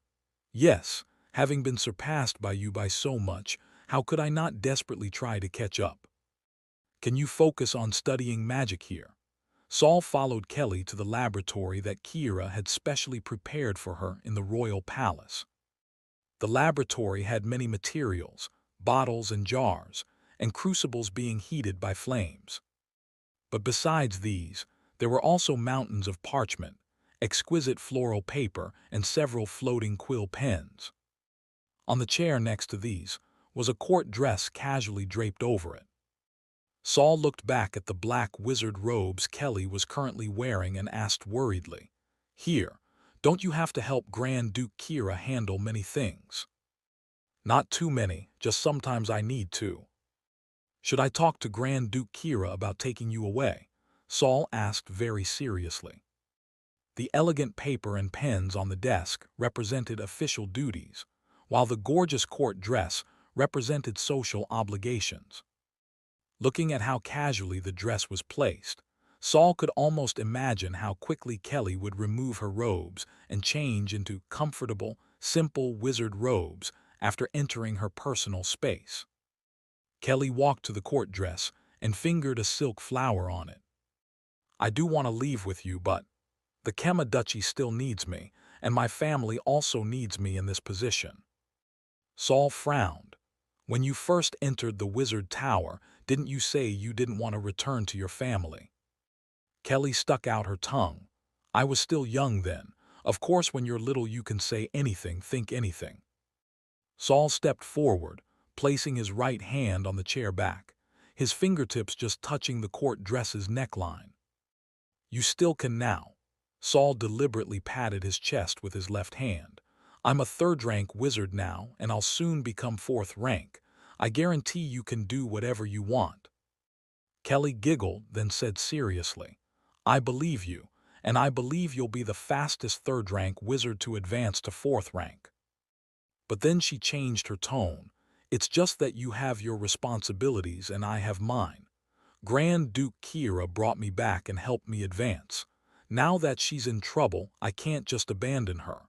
As for family, if I don't accept the Marquis position, my mother will cry to me every day." What trouble does Grand Duke Kira have? Saul understood that what was really holding Kelly back was actually Kira's help. The Kina's duchy settled down for a while after losing a 2nd-rank wizard in the last war. But recently they're about to train a new 2nd-rank wizard, so provocative actions along the border have increased. Now that Tower Master Gorsa has also left, Grand Duke Kira is the only 2nd-rank wizard left on Kema's side. She also needs to train a new second-rank wizard. So you're the candidate. Kelly smiled bitterly, her red hair looking less bright than before. The only candidate. Saul's eyes moved slightly, but when he spoke again, he changed the subject. By the way, I have a gift for you. What? Kelly almost pounced. This is a gift from a third-rank wizard, so exciting. This girl, Saul said indignantly. If you put it that way, if my gift isn't valuable, wouldn't I be too embarrassed to take it out? Kelly pulled at the corners of her mouth. Of course, if this gift doesn't match your status as a third-rank wizard, let's see if you blush. Saul looked speechless, but still took out a book from his spatial magical storage device. A magic book. Kelly's eyes lit up as she immediately took it to examine. As she read, she became absorbed. She naturally pulled out a chair and sat down.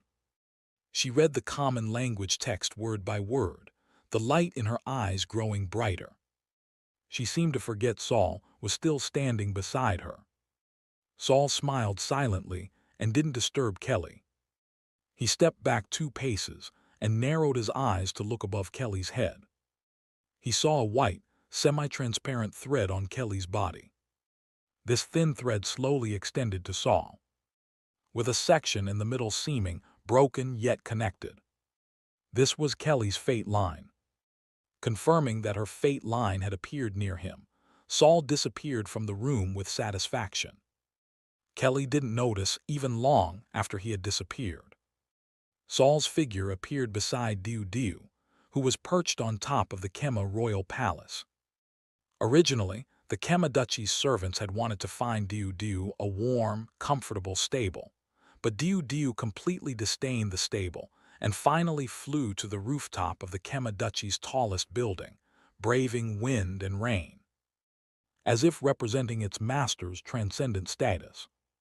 Saul patted Diu's feathers and raised his hand to create a magical umbrella for it. Looking up, he saw Kira, also completely soaked in the storm. Kira wore dark green long sleeves and pants with half armor on her upper body. She jumped forcefully from the ground and leaped onto the rooftop. I'll help you solve the Kina's duchy problem. Please give Kelly her freedom. Unexpectedly, upon hearing Saul's words, Kira was clearly stunned. She bit the corner of her pale lips and only spoke after a moment. Actually, I hope you take Kelly away. She's someone who pursues knowledge. This place isn't suitable for her. Kira actually thought this way. She continued, Kelly is someone who pursues knowledge. She shouldn't be trapped in worldly power and influence. Saul said calmly, I need to ask for Kelly's opinion on this, but regardless, thank you for letting Kelly leave. Kira's smile was slightly bitter. You and your master are really different. Why suddenly mention Master Gorsa? Saul, Kelly's a bit busy right now. When she finishes reading, I'll ask for her opinion. Having made his meaning clear, Saul stepped onto Diu. I have business to attend to. I'll return before dark the day after tomorrow. At that time, if Kelly is willing, I'll take her away. Diu spread its giant wings, and even wind and rain had to make way before it. Finally, the giant bird flew farther and farther away, disappearing to the southeast. A day later, the last remaining second-rank wizard of the Kina's duchy was found to have suddenly mutated and then died violently. Chapter 713, Weapons Specifically Designed Against Wizards. The new master of the borderland had secretly left during his tenure, secretly visited his old haunt of the Kema duchy, then domineeringly abducted the duchy's future marchioness.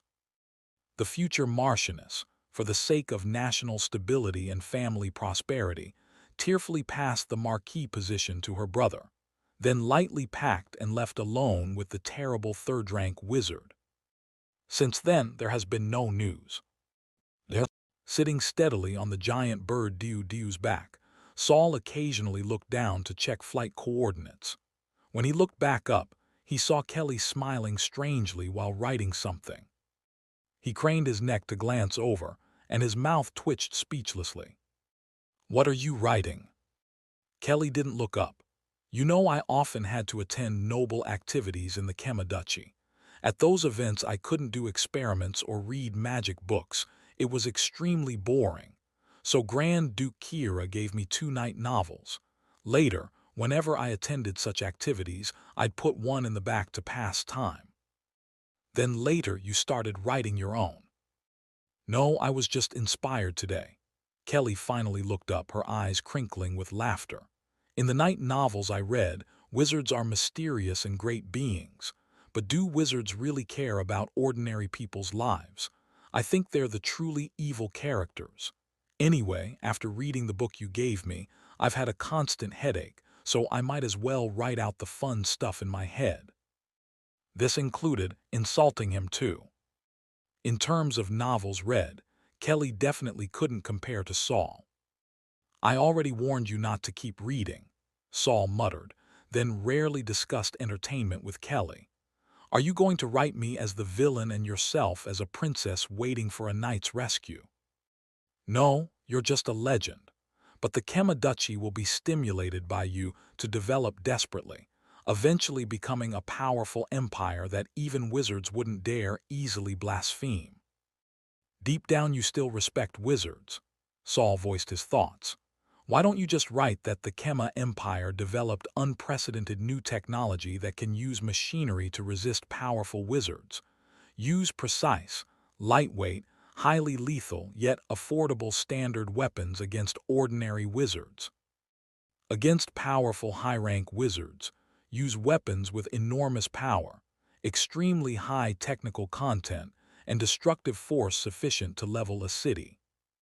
Against fourth-rank immortal wizards, use special biochemical weapons that directly target and eliminate their power sources through targeted contagion." Kelly's mouth fell open. She felt vaguely terrified but was also extremely curious. "What about fifth rank and above wizards?" "Fifth rank and above wizards are hard to handle. You'd probably need to harness more terrifying natural forces beyond human capability, like forcing fifth-rank wizards into lightless celestial bodies where they could never escape. Of course, this would also involve enormous sacrifices." Kelly twirled her quill pen. "You're quite ruthless when it comes to killing your own kind." Saul turned back around. "Just talking nonsense. The first and second tiers are fine, but the third tier of anti-wizard biochemical weapons." He suddenly looked down at his left hand, somewhat dazed. Wasn't there exactly one right here? Could it be that anchor points, Black Tide, and the Abyssal Eye are actually targeted weapons specifically designed by some civilization to exterminate wizards? Saul was suddenly somewhat shocked by his own imagination. Grand Duke Kira had once again dealt with various unreasonable demands from different nobles. Though physically unharmed, she was mentally exhausted and returned to her chambers during lunch break.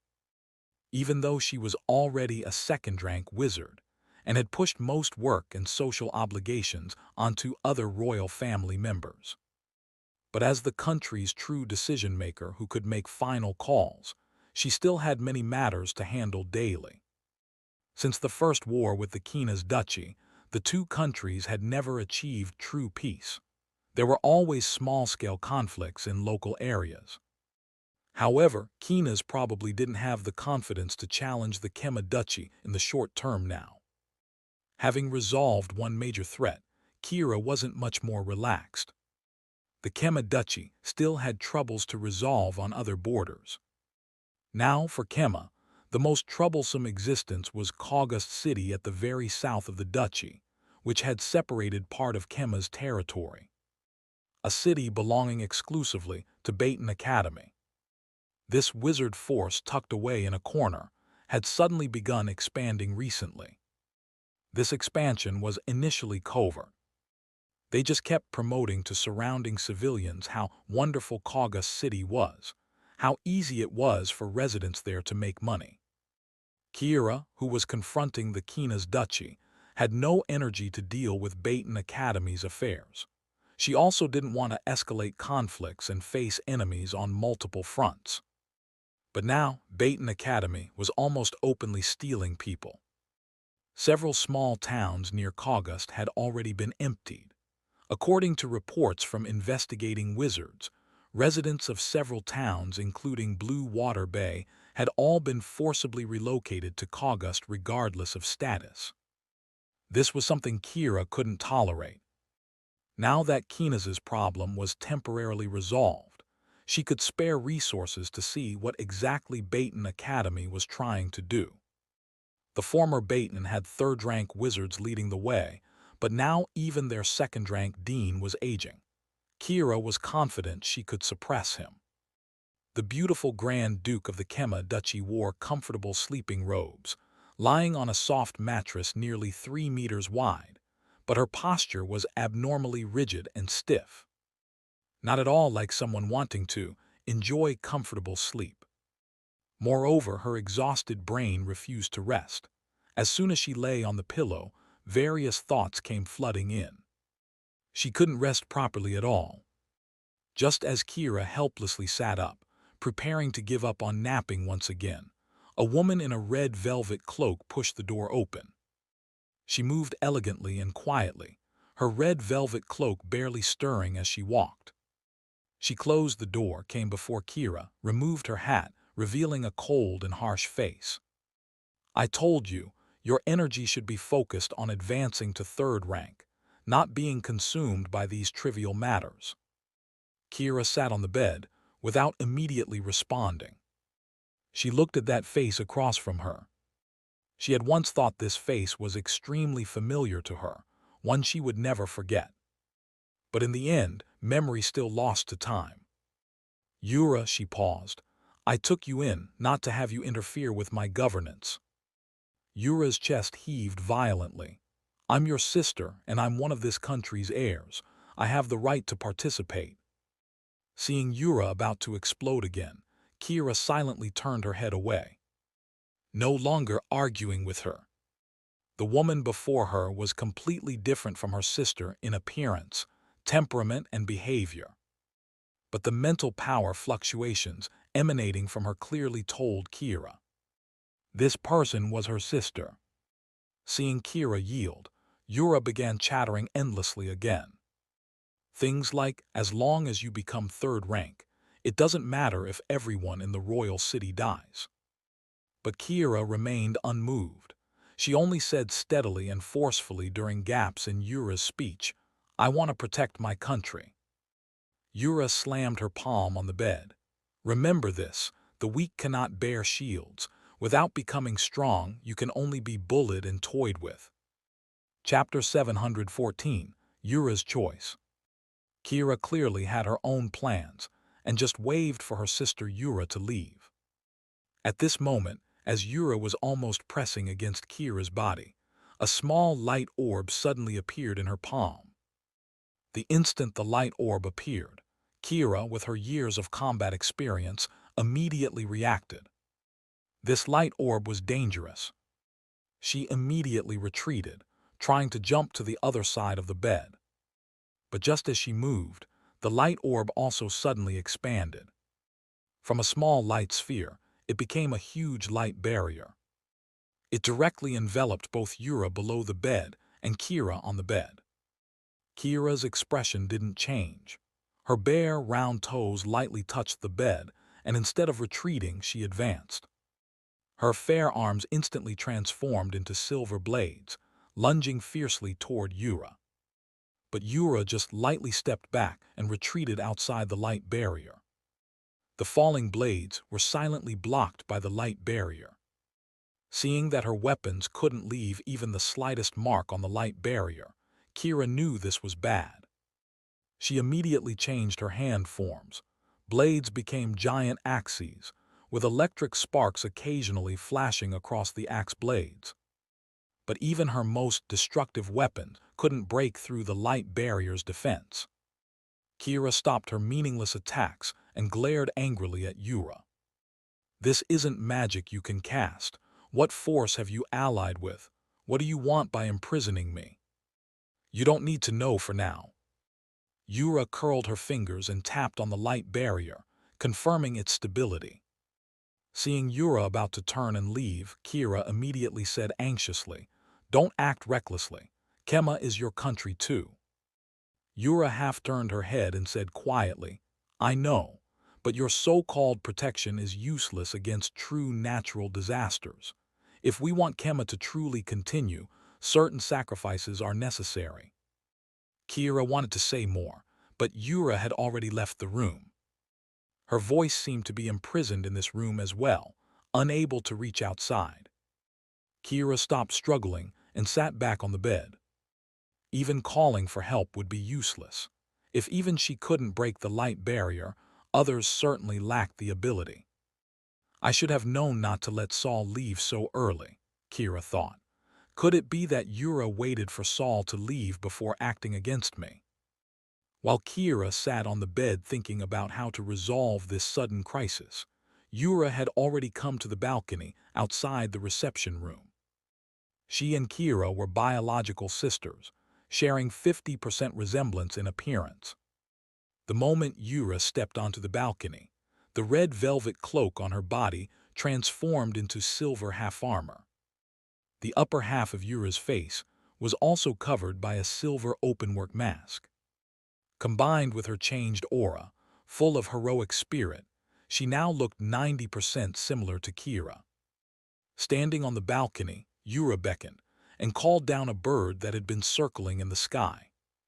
The bird's orange-red little feet landed on Yura's finger, every movement looking like it was dancing. Yura raised her hand to stroke the bird and said softly, "Tell him that Saul is going to Kaugust. For our plan, this is the perfect time to do him a favor." The bird tilted its head at Yura, and a flame suddenly appeared in its black pupils. Yura knew the voice message had been recorded. She raised both hands, letting the bird fly into the sky. The small bird gradually flew high into the sky until it could no longer be seen.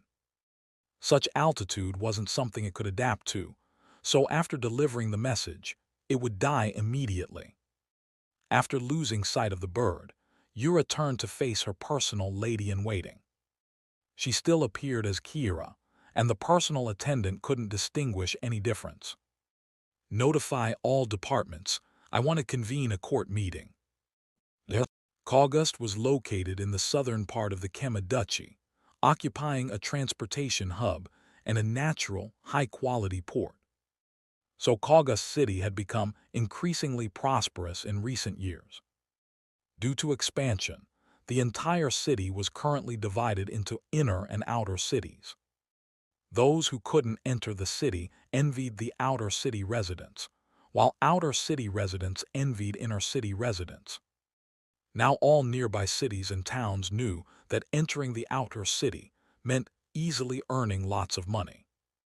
And ordinary people who entered the inner city could enjoy high-quality living facilities that previously only wizards could access. At the same time, people who entered the inner city could receive substantial compensation for just doing a little work. However, recently, Kaugust City's population growth had somewhat declined. The main reason was that there were no longer suitable nearby towns to relocate people from. Saul, riding the giant bird Diu, had originally planned to fly past the outer city without hesitation and head to the inner city closer to the mountains and forests. Between the inner and outer cities was a ring of waterfalls. Yes, waterfalls. Because the inner city had been artificially raised 10 meters over the past 2 years, combined with the tall walls surrounding the city, people in the outer city couldn't see the situation of those living inside the inner city at all. But when he saw the massive changes that had occurred in Kaugust City and the huge formation that blocked external visual observation using magic, he changed his mind. He had Diu land in a small town outside the outer city, planning to leave Kelly there while he went to Kaugust alone. Why aren't you taking me? I'm quite interested in Kaugust. They remove radiation from magical tools before giving them to ordinary people. Won't this really cause problems?" Problems are certain. After all, there's currently no effective magic that can completely remove radiation emitted by spells and magical power. Ordinary people definitely can't handle long-term exposure, Saul explained. But then again, in the eyes of Baton Academy's leaders, be it inner city or outer city, ordinary people are just consumables to them, like magic crystals. Coming from the Kema Duchy with her own family and reasonably good relationships with relatives, Kelly, naturally, wouldn't truly treat ordinary people as consumables. But she also understood the cruelty of the wizard world and didn't voice saintly opinions about wanting to save people. She couldn't save people, nor would she use her close relationship with Saul to order him to save others. It seems the inner city situation isn't as good as outer city people imagine, but her face still showed a mocking smile. Blocking it so tightly, it's definitely not to prevent magical tool technology from leaking, but to prevent outsiders from seeing the real situation inside and giving up on becoming inner city consumables. Saul nodded, saying in perfect agreement, "Exactly. So you stay outside first. This town is mostly empty. You can stay here and continue studying the magic book I gave you." After thinking, Saul asked again, "Do you need me to leave Anne to keep you company?" Kelly had originally wanted to refuse, but after thinking about it, she proactively requested, "Can I have Agu keep me company instead?" Saul was startled. "Why Agu?" "He's the library ghost. He definitely knows a lot." Saul understood. Kelly was treating Agu as a mobile dictionary. He had intended to leave Anne because her combat ability was strongest. But since Kelly requested this, "Then I'll leave both Anne and Agu with you. Don't experiment on them." Saul raised his finger in solemn warning. After all, just 2 days ago, Kelly had tormented poor Herman until he cried and complained to Saul. Chapter 715, The Real Inner City. After casually dropping Kelly off in an uninhabited town, Saul straightened his clothing and prepared to enter Caugust's inner city directly. During his last visit, he had inadvertently discovered the existence of the inverted tree, then been chased away in embarrassment by a bunch of branches and roots. So this time could be considered returning in glory. Exchanging for a branch of the inverted tree shouldn't be too excessive a request, right? There was no one here who could allow Saul to teleport, so he followed ordinary people through the outer city gates. This time he was careful with his disguise. The ordinary wizard apprentices guarding the gates definitely wouldn't recognize him. However, when Saul mixed into the outer city and looked around, he didn't recognize a single person. He had once spent over half a year here, but now the place had changed, and the people were different too. Everything had truly changed beyond recognition. While lamenting the changes, Saul wandered around the outer city, observing for half an hour. But after his observations, he discovered a strange phenomenon. There was only one entrance between the outer and inner cities. This entrance was embedded in the mountainside, the only place among the ring of waterfalls around the inner city without water. Presumably, one entered the inner city through passages inside the mountain. But the gates to the entrance were tightly closed, looking as if people weren't allowed to pass through. There were always people coming and going near the passage in the outer city, but no one went inside. Seeing that no one ever entered, Saul knew he probably couldn't blend in. Then it's plan B. Saul approached the waterfall and looked up at the water mist before him. The magical element concentration here was very high, but he couldn't see any formations maintaining it. Obviously another type of magical tool newly developed by Caugus City. Saul's figure suddenly became transparent, merging with the waterfall in front of him. Since Saul looked unfamiliar, several wizard apprentices in the outer city had been watching his movements. However, these people all lost track of Saul in an instant. Just as they realized someone was trying to break into the inner city and were preparing to report it, a silver butterfly suddenly appeared before them. This butterfly swayed back and forth, circling each of them once. These apprentices suddenly forgot what they had originally intended to do. They looked at each other, momentarily unable to understand how they had all gathered together.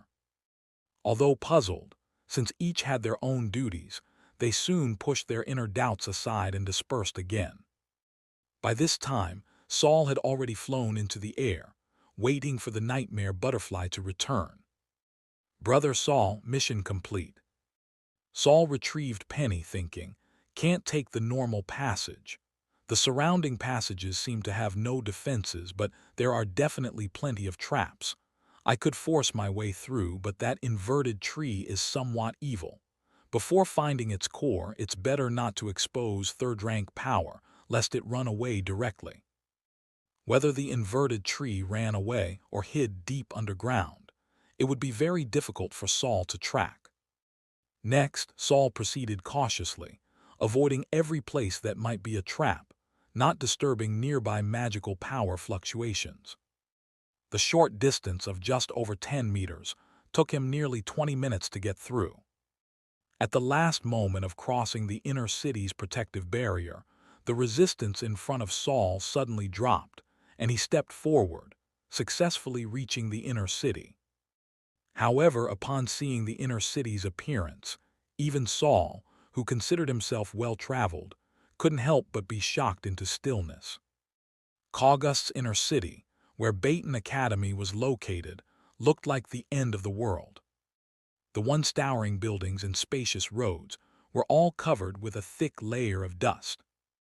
Broken parts and collapsed buildings were everywhere. Although sunlight could penetrate the isolating protective layer above the entire city, it couldn't change the gloomy tone here. Saul stepped forward and immediately sank into thick dust. This should be near the high-rise where I used to rent. But looking around, he couldn't find any buildings over 10 stories tall. Most had become ruins or were lying directly on the ground as wreckage. The magical power fluctuations here are abnormally chaotic. Penny also couldn't help but emerge from the diary, flying several circles around Saul, taking in all the surrounding devastation. Even if we cast magic directly, it wouldn't attract others' attention. A black shadow emerged from Saul's chest, transforming into a young man. He crossed his arms. I seriously doubt whether there are any other people here. Saul returned his cloak to storage, leaving only form-fitting black shirt and pants. He crouched down to examine the dust on the ground. The dust thickness already exceeds a palm's width. From its looseness, almost no one has set foot here. Saul then flew up to the top of the nearest tallest building, standing on a steel beam protruding outside. Overlooking the land from above could provide more information. Not just nearby. The entire inner city within sight had no buildings exceeding 10 stories in height. The entire inner city has become like this. Herman also flew beside Saul. It looks like some violent force exploded in midair and directly destroyed the upper half of the city. The dust from the explosion directly covered all the city's buildings with a layer of dust coating. Saul nodded. The question now is, when did the inner city become like this? Did the inner city become these ruins due to an accident? Or was it artificially divided into inner and outer cities after becoming ruins? Did the outer city people know the inner city had become like this? And where were the people who had originally been in the inner city? When Saul was observing in the outer city, he hadn't seen any formal wizards. All positions were held by wizard apprentices. And they were all newcomers. Caugust and Baton Academy seemed to have truly undergone enormous changes. Saul didn't discover any trace of the inverted tree, and with the inner city's chaotic magical power fluctuations, he instructed Penny and Herman beside him.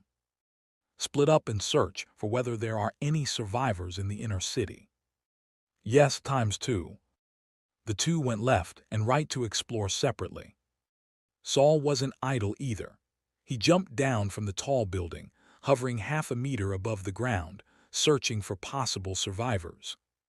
Or corpses. But after searching the ground and inside building corridors for a long time, he didn't see a single person. However, he saw quite a lot of rotten food and dust-covered furniture. Most furnishings were very neat, without the chaotic scenes that would result from people fleeing in disorder. People should have evacuated in an orderly fashion. Saul climbed through a window and saw several plates of food on the dining table that had turned green and black, their original appearance unrecognizable. He opened storage cabinets and saw them full of food and drinks. Some locked cabinets still contained silver coins and paper money unique to Kaugust. When evacuating, these people probably didn't know they would never return. Otherwise, they wouldn't have left behind even necessities and money. An hour later, Saul, Penny, and Herman regrouped on top of a tall building near the city center. "Did you find anything?" Saul asked them. Herman shook his head. "It's as if no one ever lived here, couldn't find even a finger." Penny brought back good news. "I didn't find any people either. It's as if the people here vanished into thin air. However, I sensed active dreams in the city center area." Dreams. If there were dreams, there should still be living people. Saul immediately decided, let's go to the city center. Chapter 716, Caterpillars. Just as Saul continued deeper into Kaugust's inner city, which had become a dusty ruin, Kelly, whom he had left in the uninhabited town, suddenly looked up from her magic book. "I think I heard someone talking." Two strands of red hair by Kelly's ears perked up like antennas receiving signals. Agu, who was sitting beside Kelly and occasionally answering her questions, paused slightly. "Anne just made a round of the town. This place has indeed been uninhabited for a long time. Could there be other people coming to rest here?" Anne, who had been keeping watch on the rooftop, jumped down. She again used her mental power to sense the surroundings but found nothing. "Miss Kelly, can you tell where the voices came from?" Kelly listened attentively for a while longer, her long red hair falling down. "There's no sound now, but the voices just now seemed not far from us."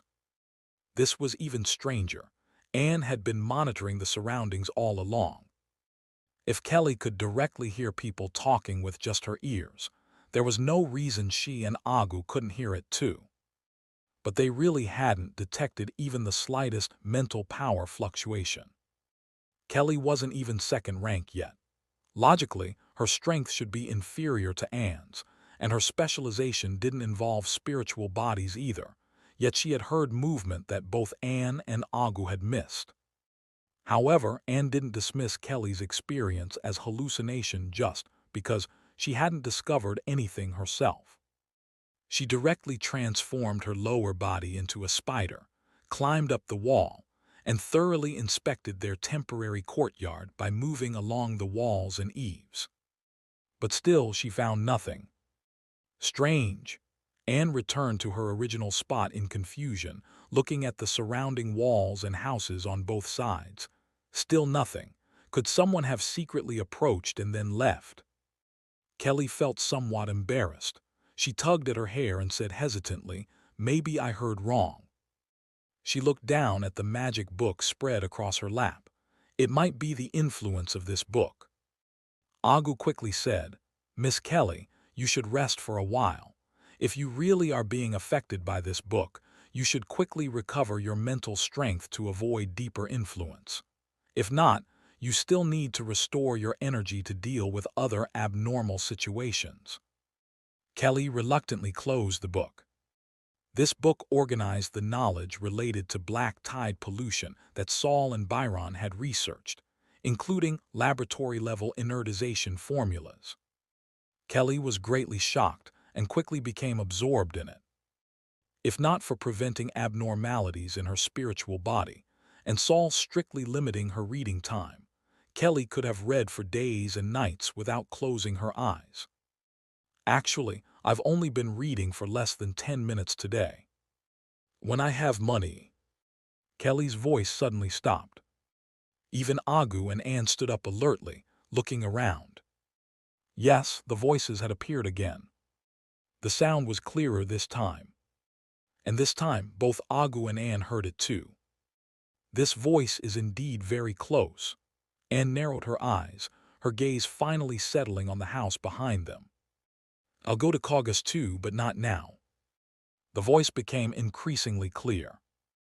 Anne gestured to the others, then slowly approached the house behind her. There were still voices coming from inside. If I leave now, who will take care of you? Anne could already hear through the window that this was a boy's voice, probably under 16 years old. Her expression was grave, ready for battle at any moment. When she had been conducting her inspection just now, she had clearly checked every house in this small courtyard. There was clearly no one inside. But how did a little boy suddenly appear? Especially after clearly hearing several sentences, Anne still couldn't locate the boy's mental power. It was as if there were only voices inside, but no person. But when Anne's head was almost pressed against the window, she vaguely saw the silhouettes of two people. However, both silhouettes seemed strange. Kelly released her protective barrier and also walked to Anne's side. Just open it and see. Kelly had also noticed the abnormality. Her expression was serious, but she still pushed open the window. When the window was pushed open, both Anne and Agu tensed their non-existent muscles in an instant. There were indeed two people behind the window. But these two people were actually caterpillars with human heads. Both caterpillars were as thick as a male forearm. Their chubby white bodies, segmented in rings, had black spots. Fine but very sharp thorn-like hairs covered their entire bodies, stopping only at the neck area. It was also here that the white insect body gradually became dark skin, finally evolving into a boy's head. The boy's neck and face weren't large, about the same size as the insect body, as if his head had emerged from the caterpillar's body. Kelly's action of pushing the door didn't disturb the boy, or rather the boy caterpillar, nor did it startle his listener. An elderly head with graying hair and a wrinkled face, also growing on a caterpillar body. The boy caterpillar was still talking. Don't try to persuade me. When I do a bit more work and prepare winter food for you all, I'll go to the city to earn money. Kelly pressed her lips together and exchanged glances with Anne beside her. Then she gently closed the window. Is it an illusion? Kelly whispered. Before finding the abnormal presence, they had been speaking in normal voices. But Kelly, shocked by what she had just seen and covered in goosebumps, instinctively communicated in the lowest possible voice. As if afraid that the human-headed caterpillars in the house would hear their conversation and then wriggle their bodies to crawl out bit by bit. Doesn't seem like it. Anne's face was also ugly, but their mental power fluctuations are very weak, like two ordinary civilians. If their heads weren't growing on caterpillar necks, the old and young would seem like ordinary people. Such bizarre beings, yet only emanating the fluctuations of ordinary people. This was hard to believe. Regardless, let's leave this courtyard first. Agu also lowered his voice like Kelly. The three of them tiptoed and silently left the courtyard where they had just settled. Behind them, sounds of conversation could still be faintly heard. It wasn't until they closed the courtyard's main gate that the sounds were completely cut off. Kelly rubbed her arms. Let's wait a while, then go back and look again. Anne looked at Kelly incredulously. We don't need to go back in, do we? Thinking about it now, this small courtyard was very strange. As the warrior protecting Kelly, Anne naturally didn't want Kelly to return to a courtyard of unknown depth and background. They didn't show any aggression. The elemental particles here aren't very active either. Thinking of the inertization formula she had just read about in the book, Kelly couldn't wait to test it herself. However, when they waited a moment and opened the gate again, they found the courtyard had become empty and silent once more, with no conversation at all. Anne, as the vanguard, still went in first. She headed straight for the innermost room. This time, when she pushed open the window, she didn't see the human-faced caterpillars. "They're gone," Anne stared blankly into the room. The house was covered in dust. There were no drag marks that should have been left by moving caterpillars. Chapter 717, Wizard Jonah. Saul flew at low altitude, weaving through the towering ruins while also searching for any other suspicious items. Still a bit further ahead, Penny was directing. "Over there should be in that building." Finally, Saul stopped on the roof ridge of a 3-story building, looking at another building of the same scale across the way. This was Caugust's inner city. Unlike the northwest area with its high-rise buildings, this area mostly had low but exquisite small buildings. This had once been where wizards and wizard apprentices lived, along with some ordinary people of relatively high power and status. The buildings here weren't that tall and weren't as severely damaged as the high-rise district. Most buildings hadn't collapsed, only the windows and doors were basically broken. The eaves and interiors of rooms were similarly covered, with thick layers of dust. Everywhere within sight was empty and deserted. But at this moment, there was a black shadow writhing in the room across from Saul. This shadow appeared to be a person, wearing a cloak covered in dust and in tatters, seemingly bent over searching for something. Saul didn't approach immediately, but observed his movements from across the street. "What do you think he's looking for?" Saul asked his 2 companions in the diary. "Food," Herman asked. "Doesn't look like it." Penny immediately disagreed. "Look at where he's searching. It's not where normal people would keep food at all." Saul had noticed this too. The black shadow in the house across didn't seem to be looking for food, nor for tools or valuables. He was just carefully feeling around on the ground, as if there might be something on the floor. The dust on the ground across from him looks like it hasn't been stepped on for a long time. He should be entering that room for the first time. During the time Saul and his companions were observing, the person across hadn't noticed their presence, but inadvertently turned around, letting Saul see his face. Saul raised his eyebrows. "Wow," Penny exclaimed, but her cry held no terror, rather more mockery. "Brother Saul, this person has no face." "Penny, to be precise, he has no facial features, but I happen to know this person." "Brother Saul, you're amazing.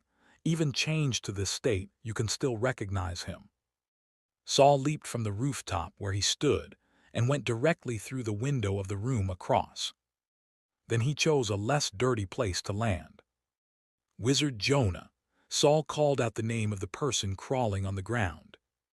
Jonah, one of Baton Academy's original instructors, specialized in dark attribute magic. Because he usually holed up in laboratories with his apprentices, Saul's only impression of him was that he cared a lot about credits. The type who could instantly become stingy. He hadn't expected that when he saw him again, he would already be in such a wretched state. Getting closer, Saul saw that his body under the cloak was also damaged.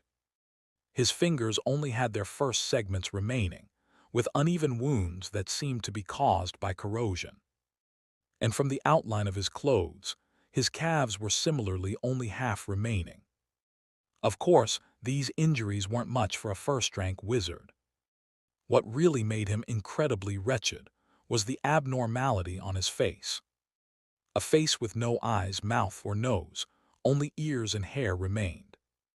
The places where his features had been weren't smooth and round like a boiled egg, but uneven like his fingers. From chin to a bit above his forehead, it was all this horrifying appearance. "Wow," Penny exclaimed again. "I can already imagine how he got injured. He must have been hung by his waist, then lowered to dip into some corrosive solution. just like using a piece of bread to dip into tomato soup. Just talk without bringing food into it, Saul complained. Nightmare butterflies didn't need to eat, so they ruined food descriptions without mercy. Even at this point, Wizard Jonah across from him paid no attention to Saul, still searching on the ground by himself. He had now crawled from the dining room to under the living room table, and when crawling forward, he knocked over a chair, stirring up a cloud of dust. Herman transformed into a silver light, flew forward quickly, and returned. He reported to Saul, "No good, the ears are just for show too, they're rotten inside." Saul frowned, asking in confusion who was so vicious, and so pointlessly so. If you hate someone, just kill them. If you're really not satisfied, torture them first, then kill them. But turning someone into this state and then letting them wander, they might encounter some opportunity to turn things around. Having searched the nearby area for a long time, Saul was certain there was absolutely no second living person in this region. He stepped forward and patted Jonah's shoulder. The latter immediately jumped up like a cat whose tail had been stepped on, facing Saul's direction with his back arched like a wild beast. Finally encountered a living person, but how to communicate like this? Jonah in this state, even if his rationality remained, was already in a highly nervous mental state. He probably wouldn't bother trying to understand Saul's meaning at all. And most magical communication required the use of eyes, ears, and other organs during casting and receiving. The person across happened to have none of these. Should I have Penny find another person, then I could use the time to communicate with him. But just thinking of this, Saul changed his mind. Wait, since it's difficult to communicate with Jonah in reality, I could try communicating with him in dreams. As long as someone wasn't born without the five senses, they should miss their complete life in dreams. Penny laughed mischievously and naturally cooperated. A butterfly seemingly woven from silver threads flew lightly from Saul's brow. Saul slowly closed his eyes. The silver butterfly landed on his back, suddenly curled up, then spread out in the next second. The silver butterfly wings expanded in an instant into giant butterfly wings nearly 2 meters long. With one gentle flap of the wings, the dark world Saul saw after closing his eyes immediately filled with colorful blocks. These blocks were like building blocks, square and with clear edges. But their numbers were enormous, falling from the sky like a torrential downpour. These building block-like squares fell to the ground and automatically assembled into the world's original appearance. Gradually, the blocks became smaller and smaller, while the objects they constructed became clearer and more detailed. Finally, the world transformed into a new appearance. Saul seemed to instantly arrive in a comfortable bedroom.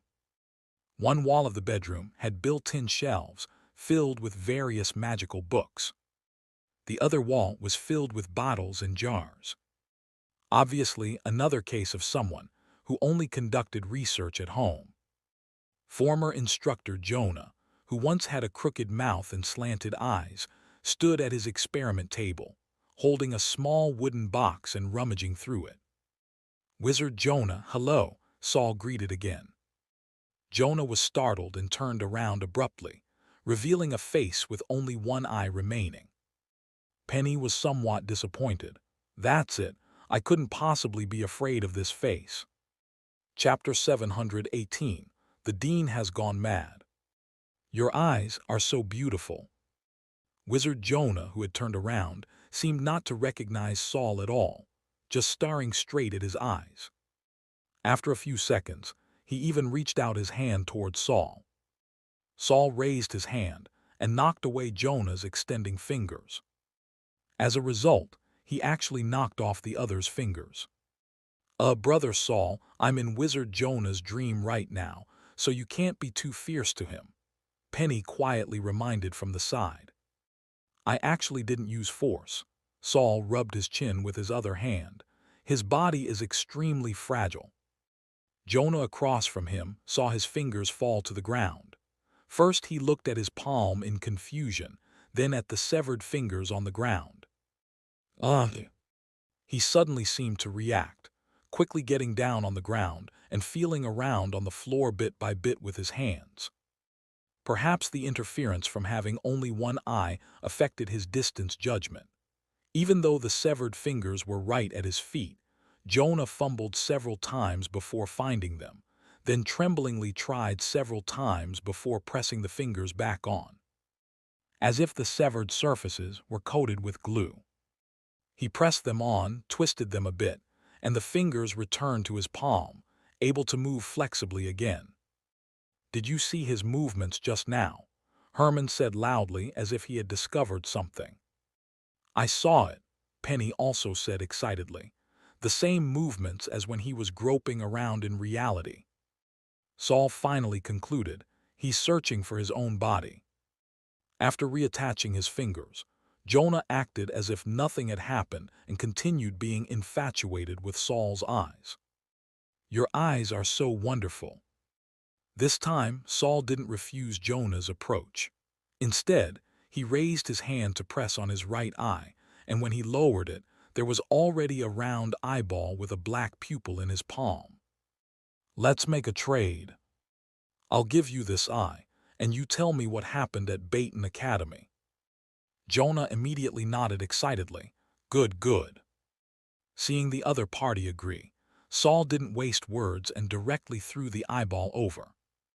Jonah's single eye kept staring at Saul's eyes. He raised both hands high, carefully caught the eyeball, then directly dug a bloody hole in his face and stuffed the eyeball in. When stuffing it in, the position was wrong with the pupil facing inward, so he used his blood-stained hands to gently adjust the position. Saul watched speechlessly as the other party stuffed the eye he had given away above his single eye.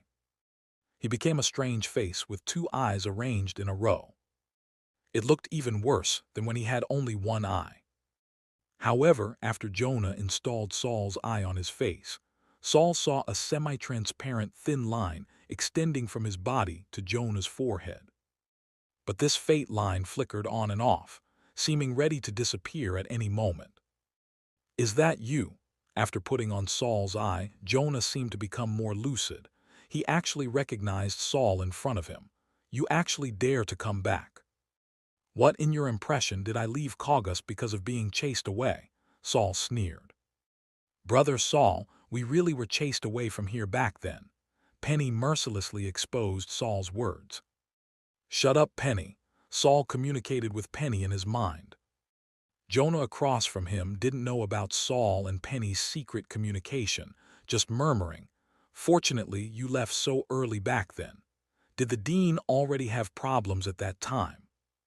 "What exactly happened?" Saul pressed for answers. Jonah hesitated for a moment, but finally told Saul truthfully. "Not long after you left, the dean suddenly went mad." "Mad?" Saul raised his eyebrows in confusion, but didn't interrupt Jonah. "I don't know what specifically happened. You know, I usually stayed in the laboratory with my apprentices.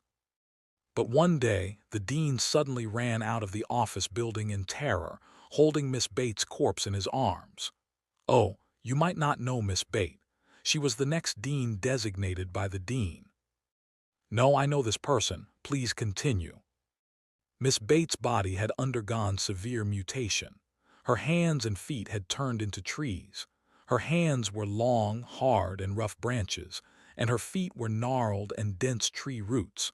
But her body was still a normal person's body, still looking soft. The dean said someone had ambushed him and Miss Bate had saved him. The dean was disheveled at the time with terror all over his face. I had never seen the dean like that. He said Wizard Shea had harmed Miss Bate, but Wizard Shea had been missing for many days. We all suspected he had actually escaped with you. The dean carried Miss Bates' corpse to the academy's largest plaza, then had all wizards and apprentices assemble. He said something concerning the life and death of the entire academy had happened. So I had to leave my laboratory and come to the plaza. Terror gradually appeared on Jonah's face. Most eerily of his two eyes, the one that belonged to him showed fear, while the black eye from Saul was actually smiling. Saul somewhat guiltily looked away. As a result, when everyone from the academy, including wizards who were out, were called back, the dean suddenly planted the long-dead Miss Bate in the soil in front of everyone. Really planted her. He used magic to create a big pit, then buried all the tree roots under Bate's feet. Bate stood there with closed eyes, still very beautiful. Jonah became somewhat lost, but then fear occupied his features again. Someone asked the dean what he was doing. The dean said he was planting a tree, then he shouted like a madman that after planting trees you need to water them, Jonah's whole body shuddered. When he said it for the third time, a large number of tree roots suddenly emerged from the plaza's ground. So many. So sharp, I had never seen such a scene. Jonah's fingers pressed on his face, scratching bloody marks. Immediately after, those tree branches pierced through every wizard and apprentice present. Hearing this, Saul suddenly leaned forward. Tree roots. Could it be the inverted tree attacking Baton Academy people? The inverted tree was an extremely powerful demonic creature cultivated by Baton Academy. If it suddenly attacked its own people, could it have been polluted by something? The inverted tree was Saul's target this time. If it had really been polluted, then he would have no way to use it to awaken little algae. Just as Saul's heart rose with concern, he suddenly thought of another possibility. No, it might not be that the inverted tree had problems. The first one to have problems was clearly Bate, this future academy successor. What happened after the piercing? Saul's voice was cold, forcing Jonah to recall that day's terrifying scene. Jonah struggled for a while but soon gave up, saying powerlessly, "The tips of those tree roots that pierce people suddenly produced large amounts of sticky juice. That juice sealed people inside like wax, leaving only their heads exposed. I heard the dean say he needed more cocoons." Cocoons. What relationship did cocoons have with big trees? Brother Saul, I think the Baton dean said cocoons, but it's more likely some kind of nutrient solution. Penny immediately speculated. Wasn't he very sad about Bate's death? Could he be trying to sacrifice others to bring Bate back? Chapter 719. Inside and Outside Coordination. The inverted tree, Bate, and the ambush by Shea he mentioned. I remember when I left, Shea was already controlled by the inverted tree, but he seemed to still have his own consciousness. Could it be that his consciousness influenced the inverted tree? This wizard Shea was really extraordinary. Although he had severe paranoid delusions, his strength was truly unfathomable. An inverted tree and a second-rank wizard had actually been harmed by him to the point of losing control. Of course, whether things were really as Jonah described was still uncertain. It wasn't that Jonah would lie, but everything he knew might also be inaccurate. But now they at least knew that the inverted tree's condition had problems, and Baton Academy was obviously plotting something using extreme methods. People pierced by tree roots were all sealed in wax-like resin. What happened after that? Why did the entire city become ruins? Why do the people in the outer city still live as before? Do they know what happened in the inner city? Jonah smiled bitterly. I don't know the rest I am looking for. He suddenly became somewhat confused, seeming unable to understand where he was now or what he was doing. Brother Saul, he's about to wake up, Penny reminded Saul. Saul understood that if Jonah realized his real body had become a broken shell, he would probably immediately realize this was a dream. Saul immediately asked, "Since you saw what happened to those people, do you know what the dean planned to do next? I heard you say the dean complained there weren't enough cocoons. Did he kill all the remaining people in the inner city? Where are Bate, the dean, and those people who became cocoons now? Saul's string of questions made Jonah somewhat dazed. He stared blankly at Saul. Just when Saul thought his brain was overloaded, Jonah suddenly grabbed Saul's arm with such force he almost broke it. You won't find them. They're no longer in this world. Saul let Jonah grip his arm tightly, like a drowning person clutching the only lifeline. Then, where are they? Saul asked softly. They're in where you can't find. Heh. Jonah suddenly laughed eerily. I remember now. At the last moment when the big tree disappeared, I sacrificed my limbs and some organs, successfully escaping from the wax. I remember now. He slowly released Saul's arm, his face showing an expression between crying and laughing. But I still lost the most important thing. I must find it back. The scene around Saul began to gradually blur, as if someone was adjusting the pixels of the world in his eyes. The blocky feeling became heavier and heavier. The world also became more and more fake. The dream began to collapse. The building blocks that composed the dream were collapsing and spilling.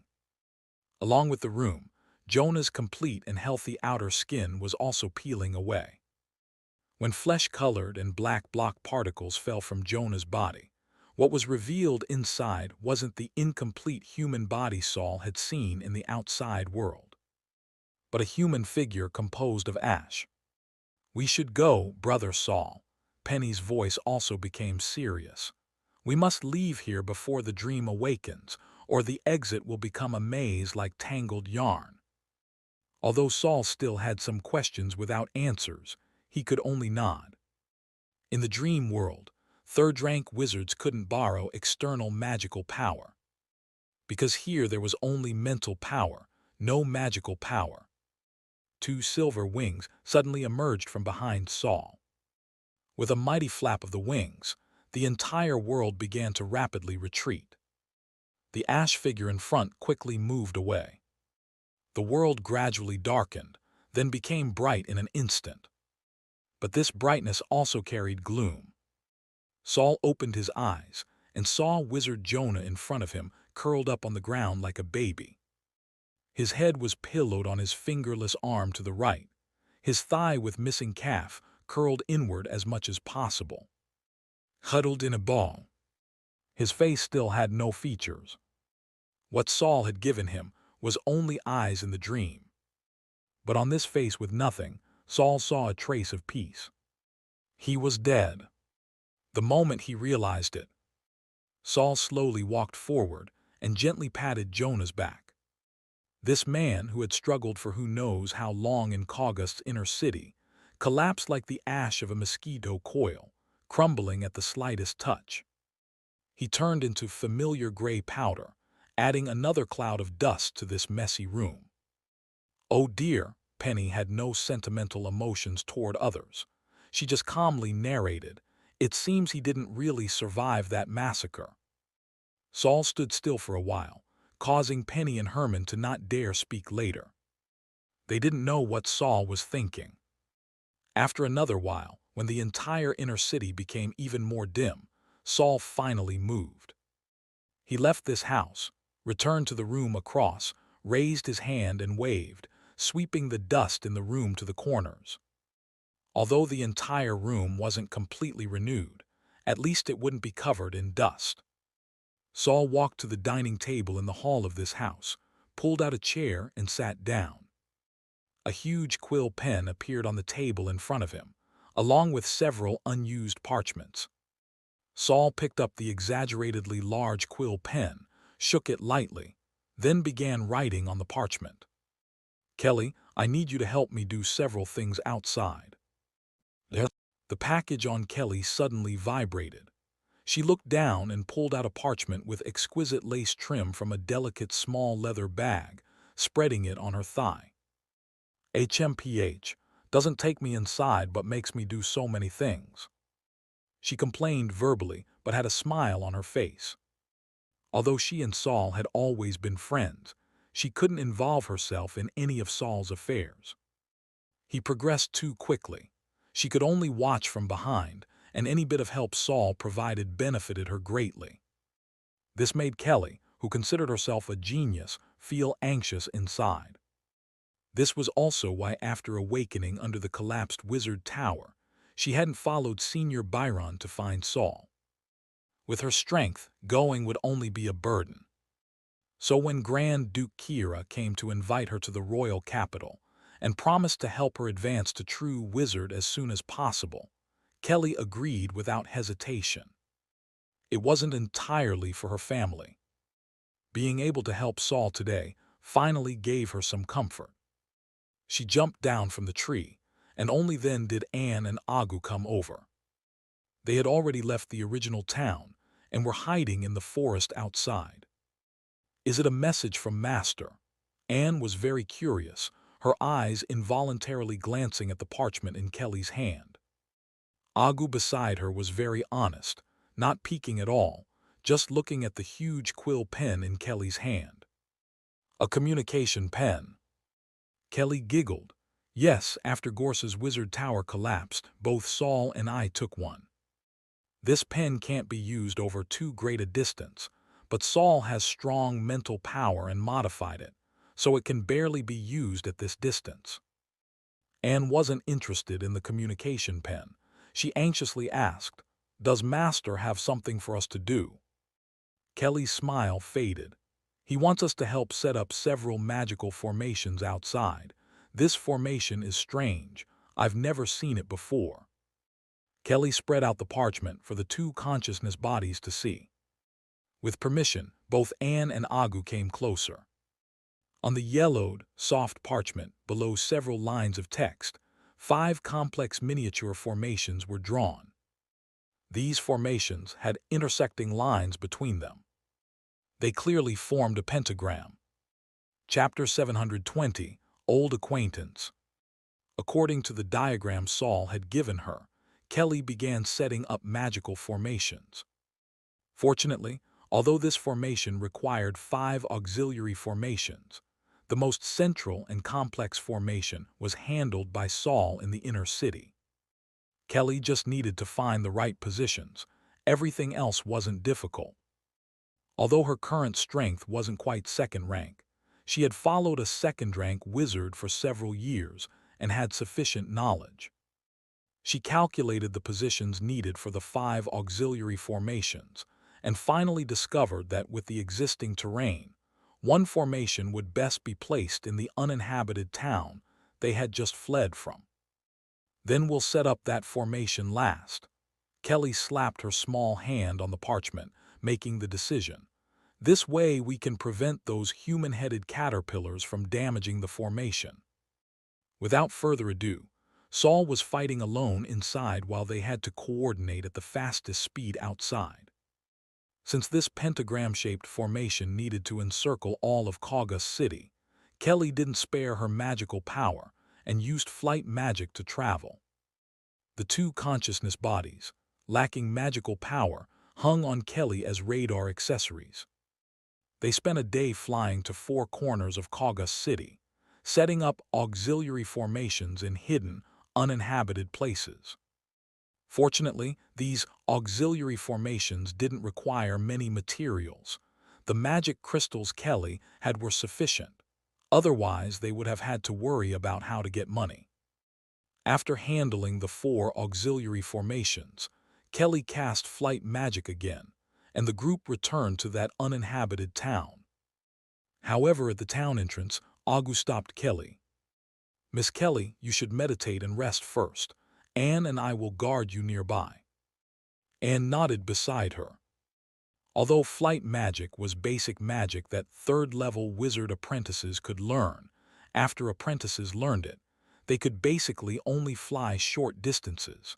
They didn't have enough magical power to support long-term flight.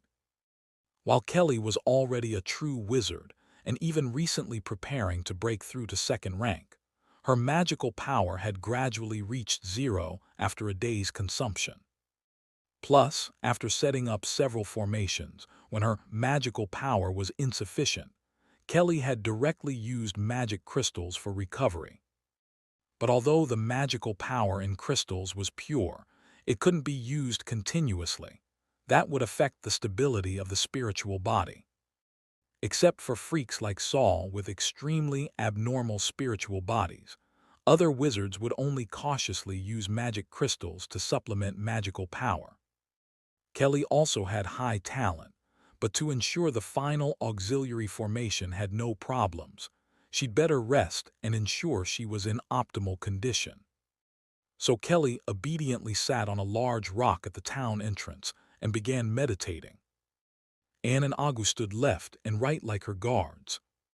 However, this meditation was interrupted by abrupt crow calls in less than half an hour. Caw-caw. Anne immediately looked toward the sound source and discovered a black crow on the nearest large tree. Are there crows here too? She didn't relax her vigilance but instantly grew 8 spider legs, quickly climbed the tree, and grabbed the crow's feet before it noticed her approach. Then Anne leaped lightly and jumped back to Kelly's side from the tree. By this time Kelly had been disturbed and opened her eyes. Looking at the crow in Anne's hand, she was similarly cautious. Her mental power swept over it and indeed discovered magical power fluctuations on the crow. The iron ring on its foot.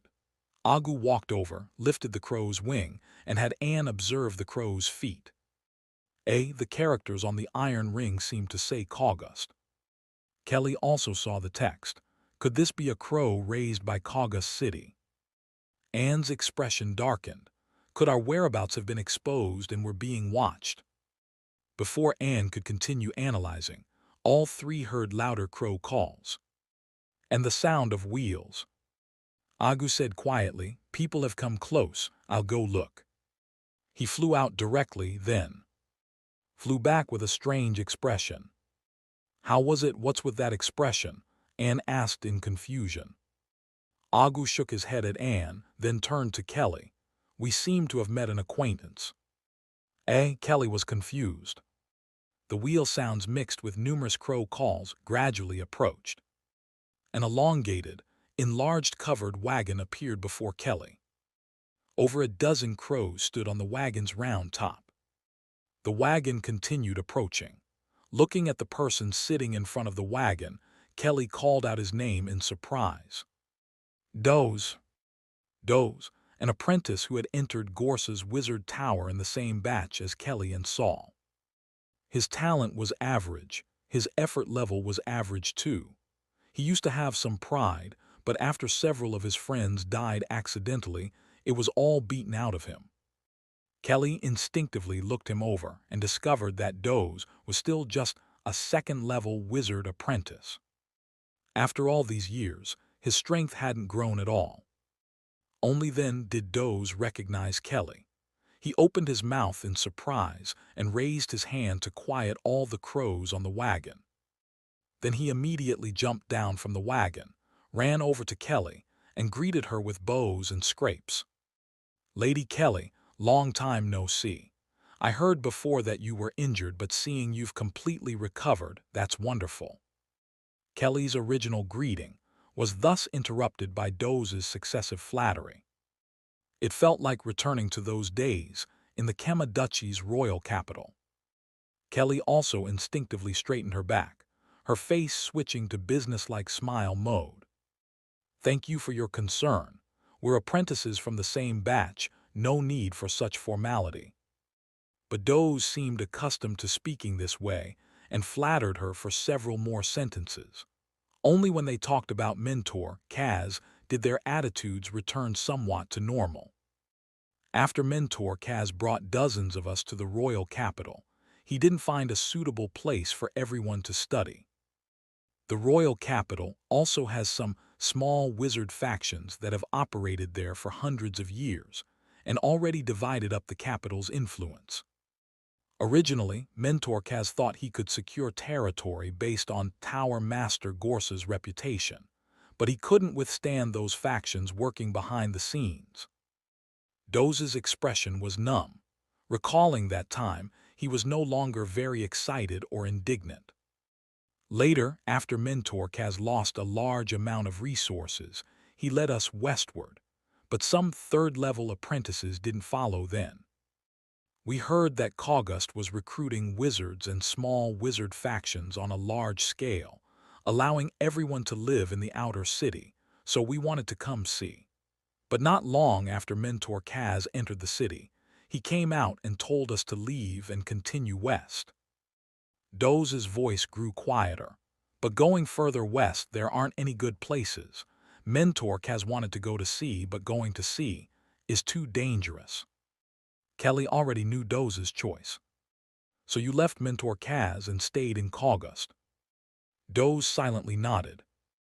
Although Kelly wasn't Mentor Kaz's student, she still respected that elderly true wizard. Didn't you think about why Mentor Kaz would rather go to the more desolate, remote west or the more dangerous overseas rather than stay?